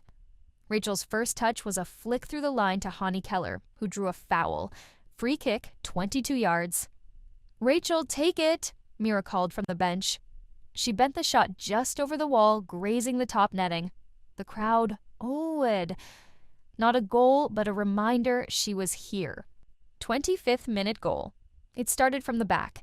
Raina intercepted a pass, fed it to Laura, who switched play diagonally. Rachel trapped, cut inside, slipped a pass between defenders. Kenzie Hale, running like it was still her freshman year, buried it in the bottom corner. Goal! UNC takes the lead, and it's the senior Hale, assisted by the sophomore Davis Hitch. Kenzie wheeled around in celebration, laughing, eyes shining. She grabbed Rachel in a hug. "You set me up one last time." Rachel grinned. "You better not retire after that." Kenzie winked. "You'll carry it next." Halftime 1-0 UNC. Back in the locker room, no one sat. The music played low, but nobody talked much.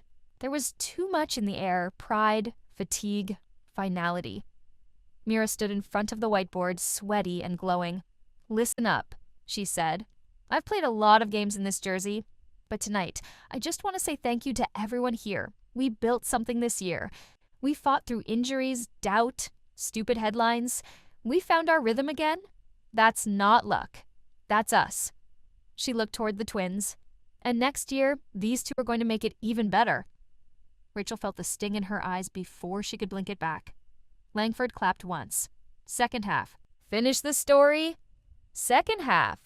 Wake Forest came out fierce. They pressed high, committed numbers forward, and in the 59th minute they got their equalizer, a looping cross that dipped behind Talia's reach. The crowd groaned. Rachel looked at Laura, who simply said, "Stay calm." "Always," Rachel replied. Then they built again, pass by pass, touch by touch. 71st minute. Laura cut through midfield, playing higher than usual. She fed Rachel out wide and followed the play. Rachel feinted left, drew two defenders, then threaded the ball perfectly through a narrow gap. Laura ran onto it and buried a low shot far post. "Goal! Laura Davis Hitch!" The bench erupted. Mira jumped up, screaming, "That's how it's done!" Rachel sprinted toward her twin, who turned just in time for the chest bump that nearly knocked them both down. "Team goal," Laura said, panting. Rachel smiled. "Sister goal." Final minutes. The crowd stood for the last 3 minutes, chanting the seniors' names over and over. Mira, Raina, Kenzie, Talia. Langford subbed them out one by one, giving each her own ovation. When Mira came off in the 88th, she hugged Langford tight, tears streaking down her face. Raina followed, clapping her teammates as she left. Talia waved to the crowd, both fists in the air. Kenzie, the last to leave, stopped at midfield and looked around the stadium, soaking in every inch, every echo. Rachel caught her eye. They shared a small, wordless nod. "Thank you. Take it from here." Final whistle. UNC 2, Wake Forest 1. As the players gathered midfield, the announcer's voice rose again. "Congratulations to our Tar Heel seniors on an incredible career. Once a heel, always a heel." The lights dimmed slightly as a slideshow appeared on the scoreboard, clips of goals, celebrations, hugs, 4 years compressed into 4 minutes. Rachel watched from the side, arms crossed, eyes shimmering in the reflection of the screen. She saw herself in some of the clips freshman year Rachel, messy hair, all nerves, and smiled faintly. Laura stepped up beside her. "We'll be up there next year," she said. Rachel nodded. "Feels far away." Laura shook her head. "It's closer than you think." When the crowd finally began to thin, the team stayed on the field. Parents took photos, little brothers chased stray soccer balls, and Langford handed each senior a signed jersey framed behind glass.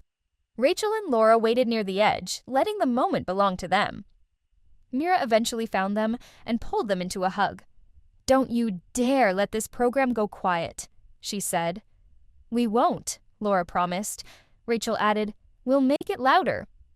Mira laughed through a sniffle. "I know you will." Later, long after everyone else had gone, the twins stayed behind on the empty field. The lights buzzed overhead. The night was cool and still. Rachel lay back on the grass, staring up at the faint outline of stars. "You ever think about how fast it all goes?" she asked. Laura sat beside her, legs crossed. "Every day. Feels like yesterday we were trying to make the travel squad. And tomorrow," Laura said, "we'll be leading it."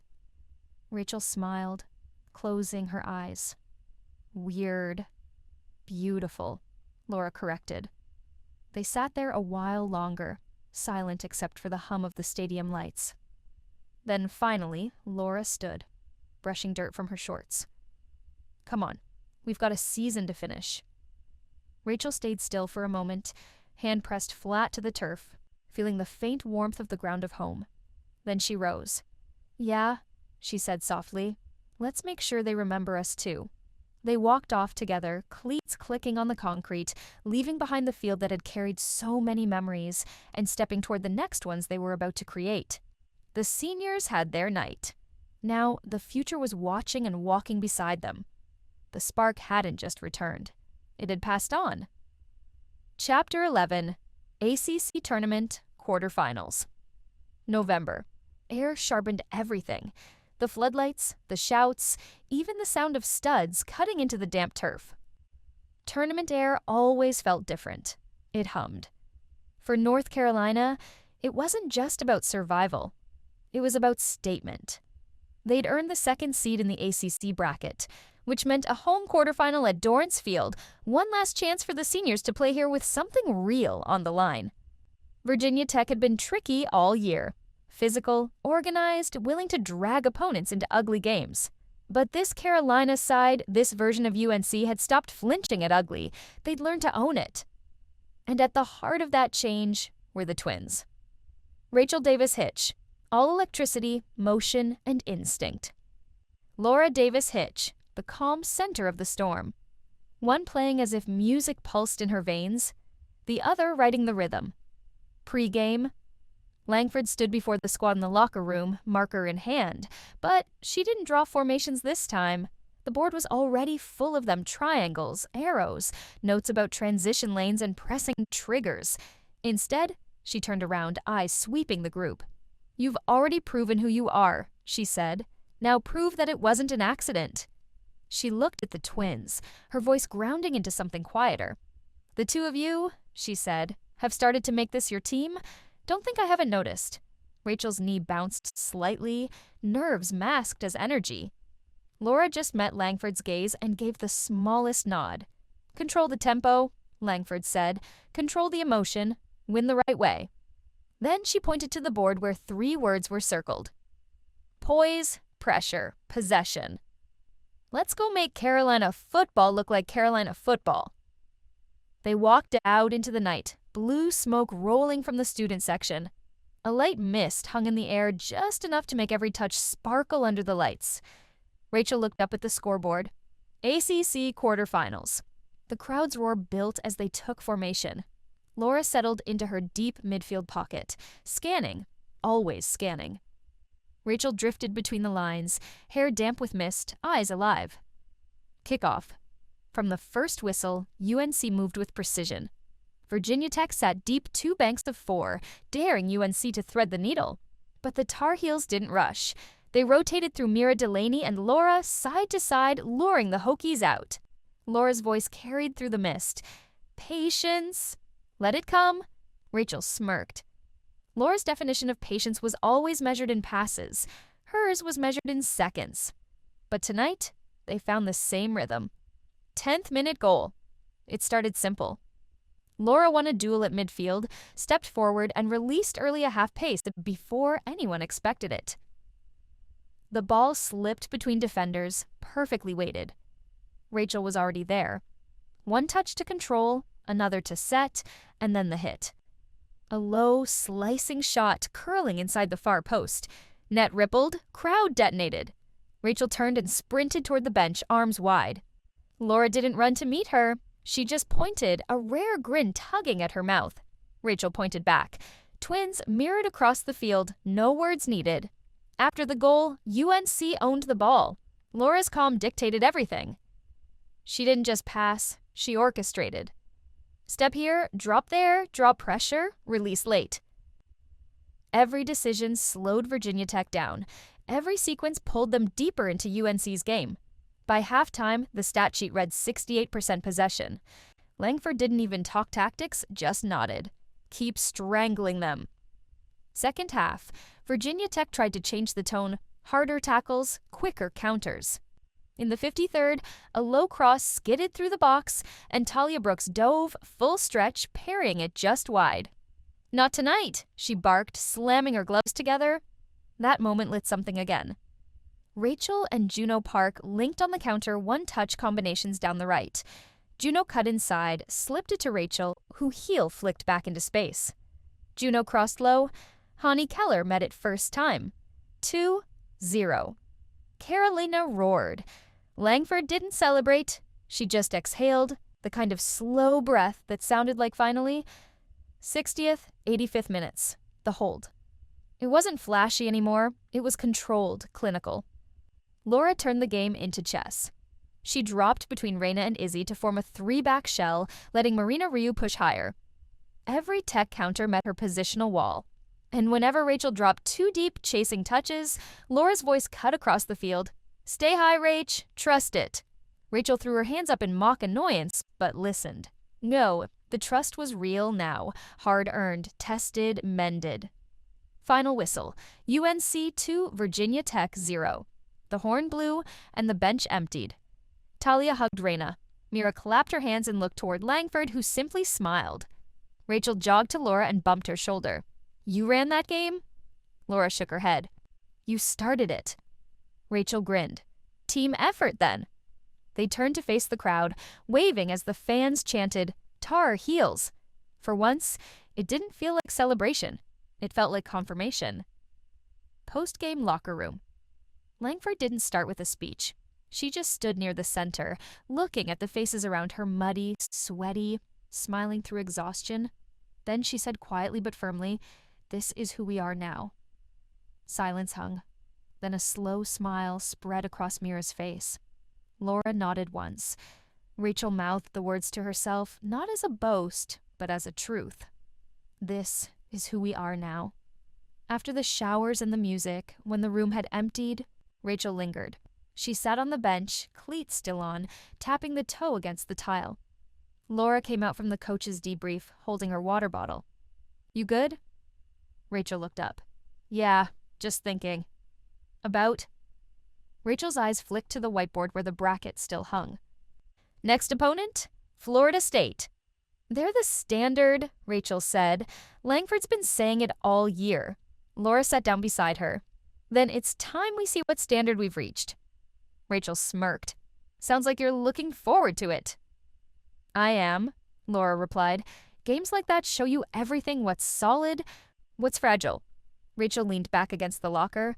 "Then let's find out which one we are." Laura smiled. "We already did tonight." Outside, the field lights flicked off one by one, leaving the pitch in darkness except for the faint glow from the scoreboard. 2-0, UNC. The twins stood side by side in the corridor before heading out. It was late, the night air cold against their faces. They could hear the sound of the maintenance cart humming in the distance. Rachel looked toward the horizon, where the next battle waited. "Semifinals," she said. "Time to breathe that champion air." Laura smirked. "Let's make sure we deserve it first." They bumped shoulders and started walking, two shadows stretching long across the parking lot, the sound of their cleats fading like the echo of a heartbeat. UNC 2, Virginia Tech 0. Goals: Rachel Davis Hitch, 10. Hani Keller, 58. Player of the match: Laura Davis Hitch. Statement made, standard set. Chapter 12. ACC Tournament Semifinals versus FSU. The air at WakeMed Soccer Park was heavy not just with humidity, but with tension. Late autumn in North Carolina should have brought crispness, something clean, something sharp. Instead, the air was thick, almost sticky. The lights above burned yellow-white through a low mist, and every sound, the thud of a clearance, the breath of the crowd, the scrape of a boot through wet turf, carried longer than it should have. It was semifinal night, FSU versus UNC. Old rivalry, new generation. The Tar Heels came out in their white kits, the ones reserved for big games. The Seminoles wore deep garnet. And for the first time in a long while, Rachel Davis Hitch didn't dance it in the tunnel. She just stared ahead, steady, not scared, but searching. Laura beside her could feel the difference. She didn't say a word, didn't need to. When they broke the huddle, Rachel clapped her hands once. Let's make it honest. That was all. The press. Florida State opened like a storm. Their front three hunted hard, cruel, relentless. Every back pass was a dare, every touch an interrogation. Their midfield pivoted like clockwork, shadowing Laura, cutting passing lanes before they fully existed. For the first 10 minutes, UNC couldn't breathe. Olivia Reyes miscontrolled a pass under pressure, and FSU pounced. A red blur, a cutback, a deflection, and Talia Brooks had to fling herself full stretch to tip the shot around the post. "Wake up," she barked. "We knew this was coming." Langford, on the sideline, just folded his arms. No shouts, no frantic gestures. He wanted to see how they'd respond. Rachel dropped deeper to help. She sprinted into passing lanes, offered for quick 1-2s, and took hits literally to buy space for others. But every time she wriggled free, a second defender closed her in. "Marina!" she yelled once after getting dispossessed near halfway. "We need to break their line quicker." Marina Rue nodded, chest heaving. "I know, but they're reading everything." It wasn't panic, it was acknowledgement. The ball moved faster, still not fast enough. The moment of breath. At minute 28, UNC finally found a rhythm. Laura won a duel in midfield, brushing off a bigger FSU forward like she weighed nothing. She played to Mira Delaney, who turned on a dime and fed Rachel through the half space. Rachel took a single touch inside, then slipped a disguised reverse ball to Hani Keller, her striker. Hani hesitated a fraction too long. Shot blocked, corner. But for that brief exchange, the Heels looked like themselves again, quick, decisive, connected. Rachel jogged over to take the corner. The stadium hummed, half nervous, half expectant. She placed the ball, lifted her arm, and whipped it in near post. Reina Osei got a glancing header inches over. Rachel bit her lip. Laura jogged over and tapped her shoulder. "That's it. Keep asking questions." For a while, they did. UNC's shape held tighter. FSU's rhythm slowed. The game evened out, each possession feeling like a small, private negotiation. But in the 41st minute, FSU struck. A lazy pass from UNC's left side, intercepted. 3 passes later, the ball was at the top of the box, and a Seminole midfielder hit it clean low and curling, just inside the far post. 1-0. The stadium erupted red and white flares, drums, chants. Talia slammed her gloves into the ground. "God damn it, step to her!" Olivia's voice broke. "That's on me!" Langford's only reaction was a small nod. He turned to his bench. "Let them feel it." Rachel stood frozen for a second, staring at the net. She didn't yell, she didn't drop her head. She just exhaled long, deliberate, and jogged back to the center circle. Laura came up beside her. "We good?" Rachel nodded once. "We're fine." The edge of hope. Halftime came with silence. The locker room wasn't fiery. It was still. Talia sat on the bench, towel over her head. Mira sipped from her bottle, eyes narrowed in thought. Gwen taped her wrist again, even though it didn't need it. Langford stood in front of the whiteboard. "They're not better than you," he said evenly. "They're just louder right now, so take away their noise. Every pass you play, play it like it matters. Every tackle, finish it. Rachel, keep moving between their lines. Laura, control the second balls. Talia, keep us in it." Then he turned to the door. "And remember, it's not about proving something. It's about being who you already are." No one shouted, no rallying cry, just quiet resolve. When they walked back out, the lights seemed brighter. The struggle. The second half was a knife fight. Rachel got chopped down early, a cynical foul near the corner flag. She got up without complaint, brushed grass from her elbow, and trotted back into position. FSU pressed even higher now, daring UNC to crack. Laura, calm amid chaos, kept moving like a metronome, always offering, always aware. When she couldn't play forward, she recycled. When she could, she threaded with surgical precision. At 58 minutes, Mira found Rachel in the half space again. Rachel darted right, slipped past one defender, then unleashed a curling shot toward the top corner fingertip save.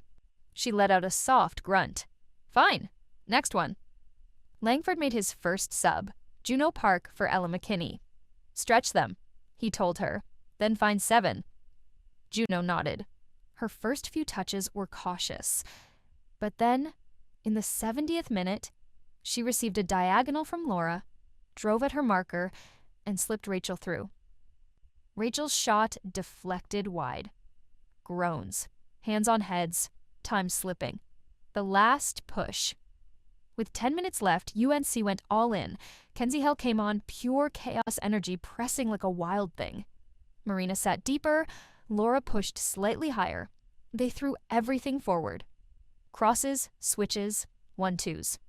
At 84 minutes, Hani Keller missed a golden chance, mishitting from 6 yards. Rachel dropped to her knees for half a second, not in despair, but disbelief.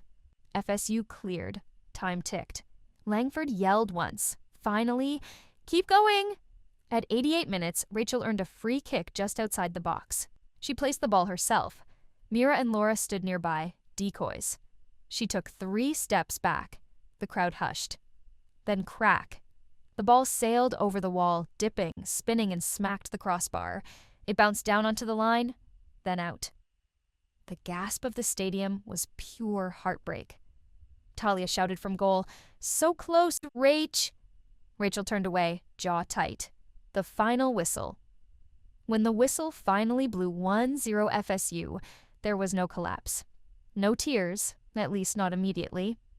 Rachel just stood at midfield, hands on hips, staring at the scoreboard. Laura came up beside her again, quiet as always. "Hey," she said softly. "We played our game." Rachel shook her head. "We didn't finish." "No," Laura agreed, "but we belonged." Langford walked over, clasping both twins on the shoulders. "You've now felt the air that champions breathe," he said quietly. "Next year, you'll inhale it." Rachel's throat tightened. She wanted to speak, but couldn't. Laura squeezed her arm. "We'll be back." The long walk. They lingered long after the stands had emptied. The mist had turned to drizzle, and the lights above buzzed faintly. Rachel sat on the turf, legs crossed, staring at the penalty box. Laura stood beside her, hoodie pulled over her head. "You think about every play," Rachel murmured. "Every touch you didn't make right." Laura nodded. "And every one that someone else did right." Silence stretched between them, not awkward, just alive. From across the field, Juno jogged over, quiet steps splashing through shallow puddles. She hesitated before sitting beside Rachel. "You were incredible," Juno said. "Even when they doubled you, it made me want to do more." Rachel smiled faintly. "You will." Talia walked past, gear bag slung over her shoulder, and called out softly, "Keep the fire, twins. Don't lose it." Rachel looked up. "Wouldn't dream of it." Laura, still watching the empty stands, murmured, "Not fire, steel." Rachel turned to her. "Steel?" "Yeah," Laura said, voice low. "Fire burns out. Steel endures." The bus ride back to Chapel Hill was nearly silent. Headphones, blankets, dim lights. Rachel sat by the window, forehead pressed to the glass. Rain streaked sideways across the panes, and every now and then her reflection flickered eyes, tired but alive. Laura sat across the aisle, film laptop open, replaying sequences already burned into her brain. At one point, their eyes met. No words passed, just a shared understanding. They weren't done. Not by a long shot. When they got back to campus, it was nearly 1 a.m. The air was cold now, finally clean. The field was empty, the stadium lights off, but they could still see the faint outline of the pitch through the dark. Rachel stopped at the gate. "Next year," she whispered. Laura looked out over the field.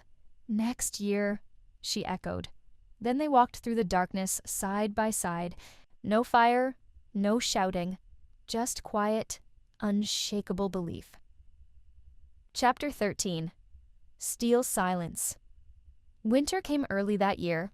The first frost hit Chapel Hill before Thanksgiving, glazing the practice field in silver sheets that cracked beneath boots. By the time the semester wound down, the turf was hard, the sky a washed-out gray, and breath hung heavy into the air like smoke. Most of the team had gone home for break. The dorms were quiet, the gym half-lit. But if anyone had driven past Dorrance Field around 6:45 a.m., they would have seen two figures already out there, one in a dark hoodie, the other in a navy puffer coat, both cutting slow, methodical lines through the cold. Rachel Davis Hitch and Laura Davis Hitch weren't home. They didn't need to be. The stillness after fire. It took Rachel a week after the FSU loss to stop replaying it. The missed shot, the dip of the crossbar, the sound of the ball hitting aluminum knot net. It haunted her, the way a note might linger long after a song had ended. For a while, she thought she could burn it out more sprints, more touches, more everything.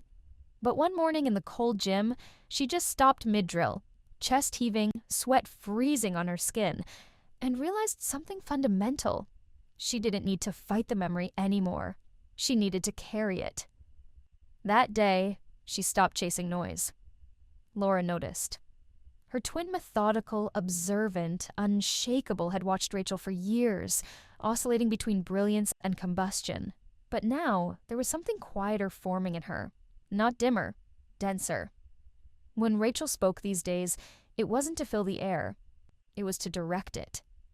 At first, it unsettled people. Teammates kept waiting for the outbursts, the lightning bolts, the sharp jokes. Instead, they got stillness-focused, coiled, present. And slowly, they began to follow that rhythm instead. The winter grind. Winter workouts at UNC were infamous part tradition, part survival test.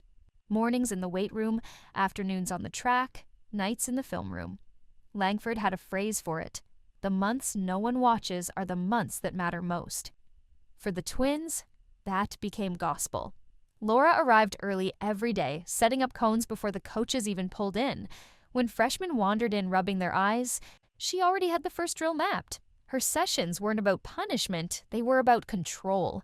She'd stop plays mid-motion to explain body positioning, or pull aside a center back to break down half-space cover angles. She never raised her voice. She didn't need to. Again, she'd say, but this time, think 3 seconds ahead.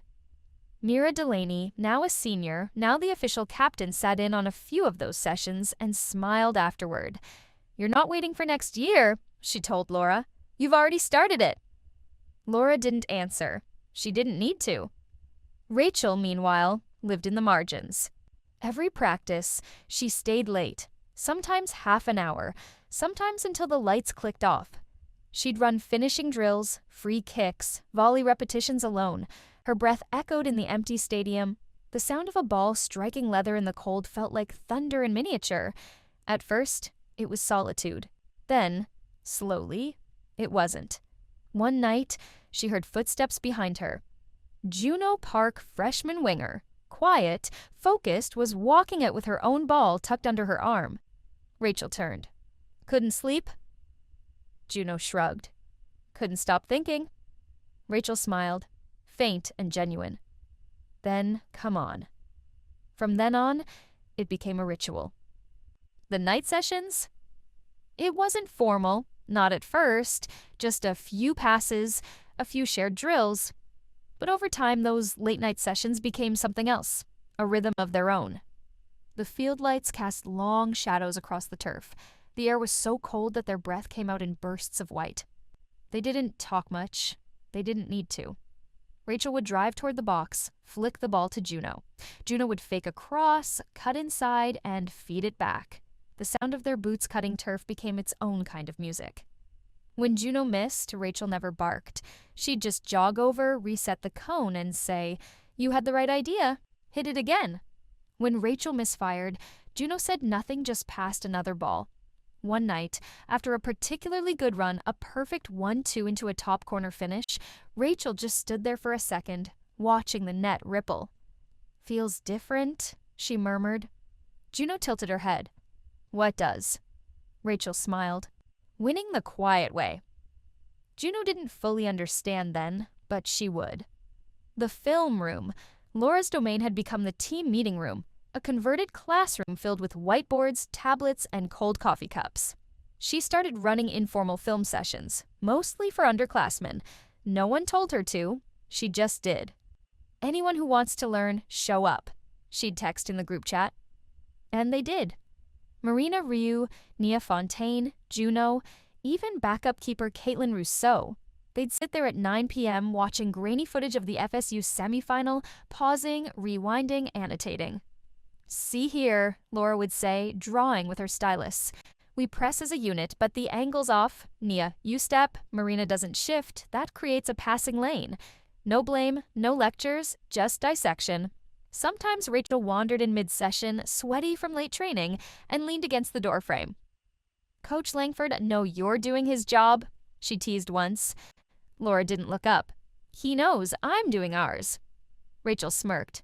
"Fair." By February, those sessions weren't just film reviews. They were the quiet nucleus of next year's team. The unseen work. Time blurred. The frost melted, then came back. Snow dusted the stands one morning like powdered sugar.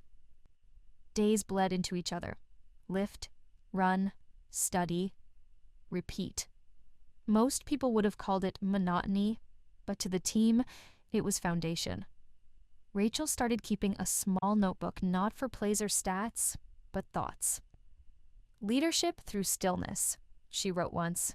"Movement doesn't always need volume." Another entry, "Juno sees the field like it's a living thing.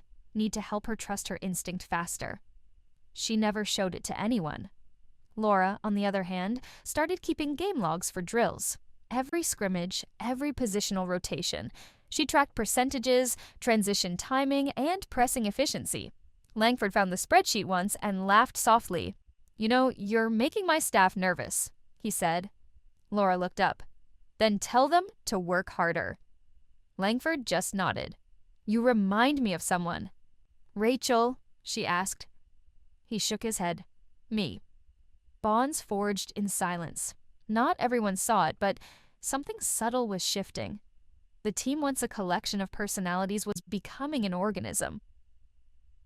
Talia Brooks, now a senior, started trusting Caitlin Rousseau with full sessions, giving her goalkeeping pointers with a gentleness that hadn't always been there. Mira began delegating tactical feedback to Laura. Even Kenzie, the chaos forward, started pulling Juno aside after drills, helping her with off-ball runs. The energy had changed. Where last year there had been flashes, fire, brilliance, emotion, this year there was cohesion. Rachel noticed it one late night in the locker room.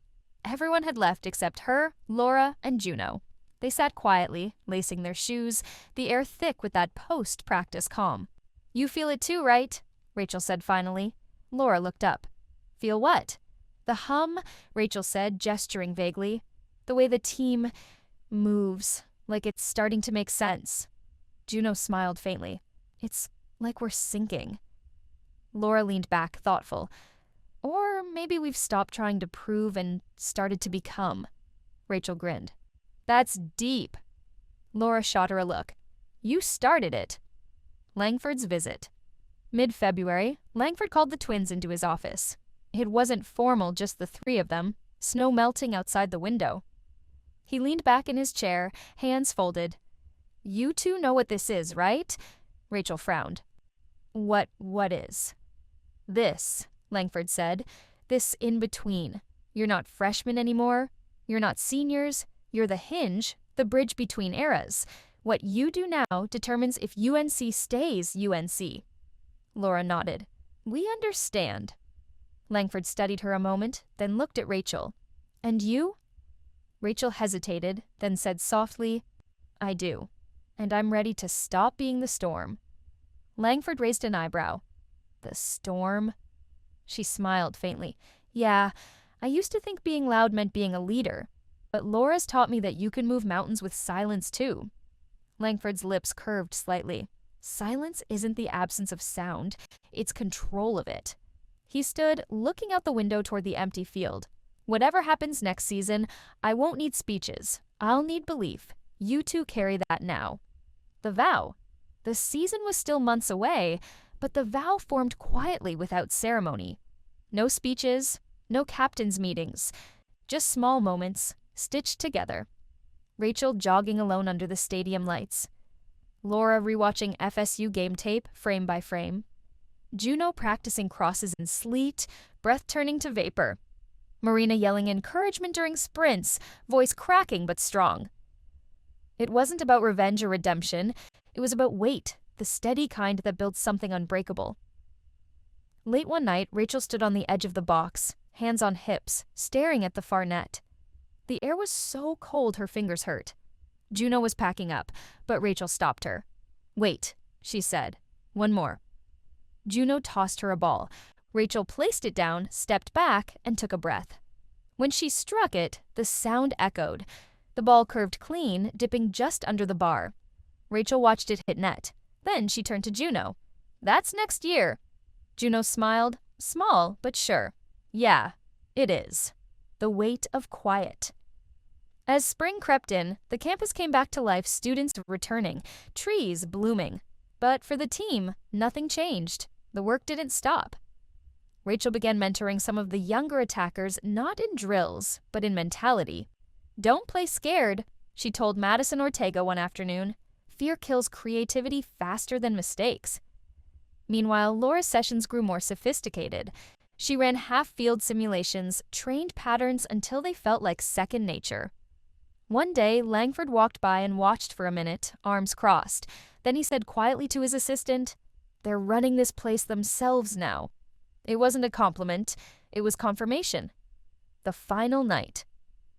The last practice before spring break felt like an ending and a beginning all at once. The team ran its last conditioning set in near darkness. The air was thick with fog, and every breath came out like a prayer. When Langford dismissed them, most players jogged off laughing, tired, already planning weekend trips. Rachel stayed. Laura stayed. Juno hesitated, then stayed too. They didn't speak. They didn't need to. Rachel dropped a ball at midfield. One last touch. Laura passed it back. They played keep away, slow and rhythmic, until the fog began swallowing the far goals. When the lights finally shut off, Rachel didn't move. She just stared into the dark field, the outlines of cones barely visible.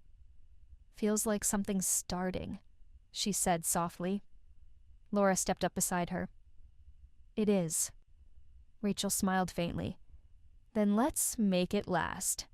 They stood there for a while, the mist curling around their shoulders, the world quiet except for the faint hum of the cities beyond the trees.